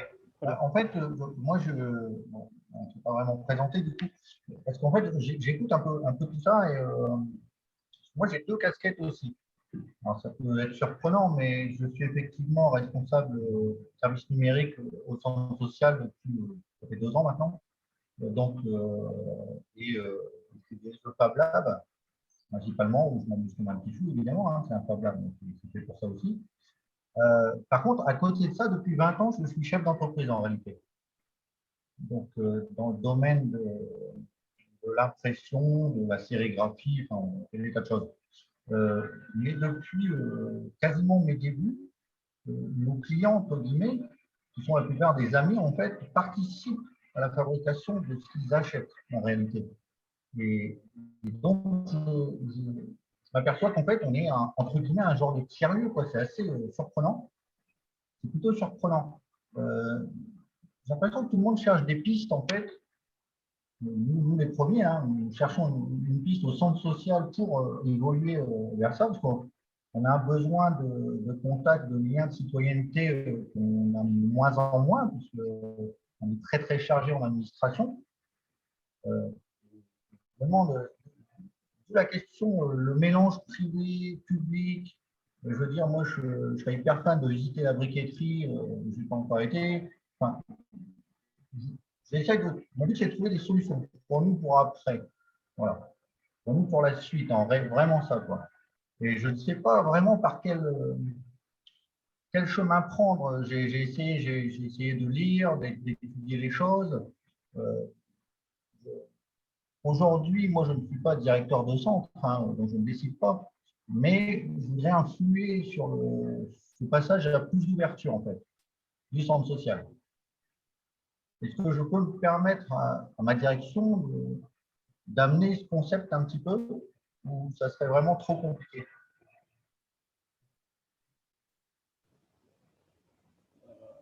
Alors, je vais pas pouvoir répondre sur ton projet directement, mais je pense que voilà, prendre contact avec les gens. Je pense que Léa ou Alexandre ou même Marion seront tout à fait à même de pouvoir échanger avec toi ou éventuellement avec la personne à la direction, donc il ne faut pas hésiter. D'accord. Merci. Peut-être si je peux me permettre, Fabien, je parlais d'un consortium, on est 6 structures hein, par rapport à la FNT, donc la Fabrique numérique de territoire, on est voilà, 6 structures autour de ce projet de réseau, et dedans il y a l'ALCO, donc un centre social, et peut-être que ce serait intéressant que vous puissiez échanger avec l'ALCO. Voilà, c'est aussi un acteur partie prenante de ce projet de réseau, comme je disais, mais peut-être qu'un retour d'expérience serait intéressant entre centres sociaux. Peut-être que c'est voilà. Mais j'insiste un petit peu ouais, sur la terminologie parce que c'est vrai que voilà, Alexandre le disait très bien, il y a ce terme un petit peu en vogue. Je suis pas sûre qu'il faille absolument se dire ok, moi je suis un tiers-lieu. Enfin après, moi je parle au titre de la briqueterie, on revendique pas voilà, le fait d'être un tiers-lieu. Voilà, nous on a un collectif, on a un lieu, on a un collectif aussi d'artistes et d'associations. Maintenant, voilà, on ne tient pas forcément à ce qu'on nous appelle tiers-lieu, ce qu'on nous appelle lieu intermédiaire et indépendant. Après, on a notre historique. Il ne faut pas non plus que ça enferme les projets en se disant mince, je crois que je suis un tiers-lieu, est-ce qu'il faut que je m'appelle comme ça ou comme ça Après, faut le voir, je ne sais pas, Alexandre, tu peux peut-être compléter ce que je dis, mais tout dépend aussi de l'orientation du projet. Et puis, on est tous aussi à la recherche de soutien financier, donc à voir si notre projet peut correspondre à certaines petites cases. Mais il ne faut pas non plus que nécessairement que ça impacte le projet, quoi. Parce qu'il y a ce côté à toujours vouloir un petit peu étiqueter. Et ça, là-dessus, nous, on a un petit peu de mal parce que. Et on a des fois du mal à comprendre ce qu'on fait parce qu'on fait plein de choses. On a un collectif pluridisciplinaire, donc voilà, au sein du collectif, il n'y a pas une seule discipline représentée, il y en a beaucoup. Ce qui fait que, bah, du coup, des fois, on ne rentre pas toujours dans les petites cases, et ce qui fait que c'est compliqué pour certains interlocuteurs. Donc, il ne faut pas que voilà, les étiquettes impactent aussi le développement du projet, quoi. Voilà. D'accord. Et je dirais peut-être juste, Fabien, alors, et puis pour info, il y a plusieurs projets d'envergure qui se préparent grâce au Fonds de relance européen sur le sujet. Donc nous, la compagnie des tiers-lieux et le fait qu'on intensifie un réseau régional de tiers-lieux, ça en fait partie. Il y a aussi la transformation des centres sociaux via le projet des centres sociaux connectés. Et en fait, les projets se parlent entre eux. Donc en fait, nous, on parle au réseau des centres sociaux connectés pour voir comment est-ce que cette thématique de tiers-lieu les impacte, comment est-ce qu'on mutualise les idées pour voir comment est-ce que ça percole entre eux, quoi. Voilà. Donc c'est pour dire qu'il y a des discussions pour déjà aussi, enfin pour échanger. Enfin, là, je parle du côté centre social, je sais que tu avais plusieurs casquettes, mais ça discute dans les deux sens. Merci beaucoup. Alors, il est 16h, ce qui marque bientôt la fin du webinaire. Avant de conclure, voilà, est-ce que Léa, Alexandre ou même Marion, est-ce que vous avez un mot de la fin? Il ne faut pas hésiter. Vous avez beaucoup intervenu. Marion, un peu moins. Mais peut-être Marion, justement, le mot de la fin, ça pourrait être intéressant. Bonjour à tous. J'espère que les informations d'Alexandre vous ont éclairé, que vous en savez un peu plus et que ça vous a donné de l'énergie et encore plus motivé à faire ça. Je trouve que les enjeux sont chouettes. Voilà, j'espère que vous êtes tous encore plus motivés. On fait ça un peu pour ça et on espère créer du lien malgré tous ces petits visages sur les cases. On espère y arriver quand même. Voilà. Non, merci pour l'invitation en tout cas. On est très content d'être là, coopération avec BGE. Il y a plusieurs personnes avant de partir qui m'ont demandé la présentation. Je la passerai à Célestin et puis Célestin, je te laisserai diffuser. Et elle est un peu lourde, il faut que je la réduise. Voilà. Sobriété numérique. On arrivera à se débrouiller. Quel que soit le moyen, on y arrivera. Donc merci à tous. Merci beaucoup à la compagnie des tiers-lieux pour ces éclairages qui ont été extrêmement intéressants. Je pense qu'on a su apporter beaucoup d'éléments positifs aux personnes qui ont pu assister à ce webinaire. Et le mot de la fin, ça va juste être à bientôt. Bonne fin d'après-midi. Et puis voilà, on se contacte par mail sans discuter. Voilà. À bientôt tout le monde. Tu fais pas la photo? Bah si, non, mais la photo, on arrive toujours à se débrouiller, c'est pas grave. Non, on n'a pas le concept de Clément, Rodolphe. Ouais, c'est ça. Pas à du bling-bling. Allez, c'est Sur les photos, on arrive toujours à choper des moments où il y a des sourires, ça fera bien, quoi qu'il arrive. Et ça, c'est plus ce que c'était. Merci à tous, à bientôt. Merci, à bientôt. Merci à nos animateurs. Salut. Merci à tous. Ouais.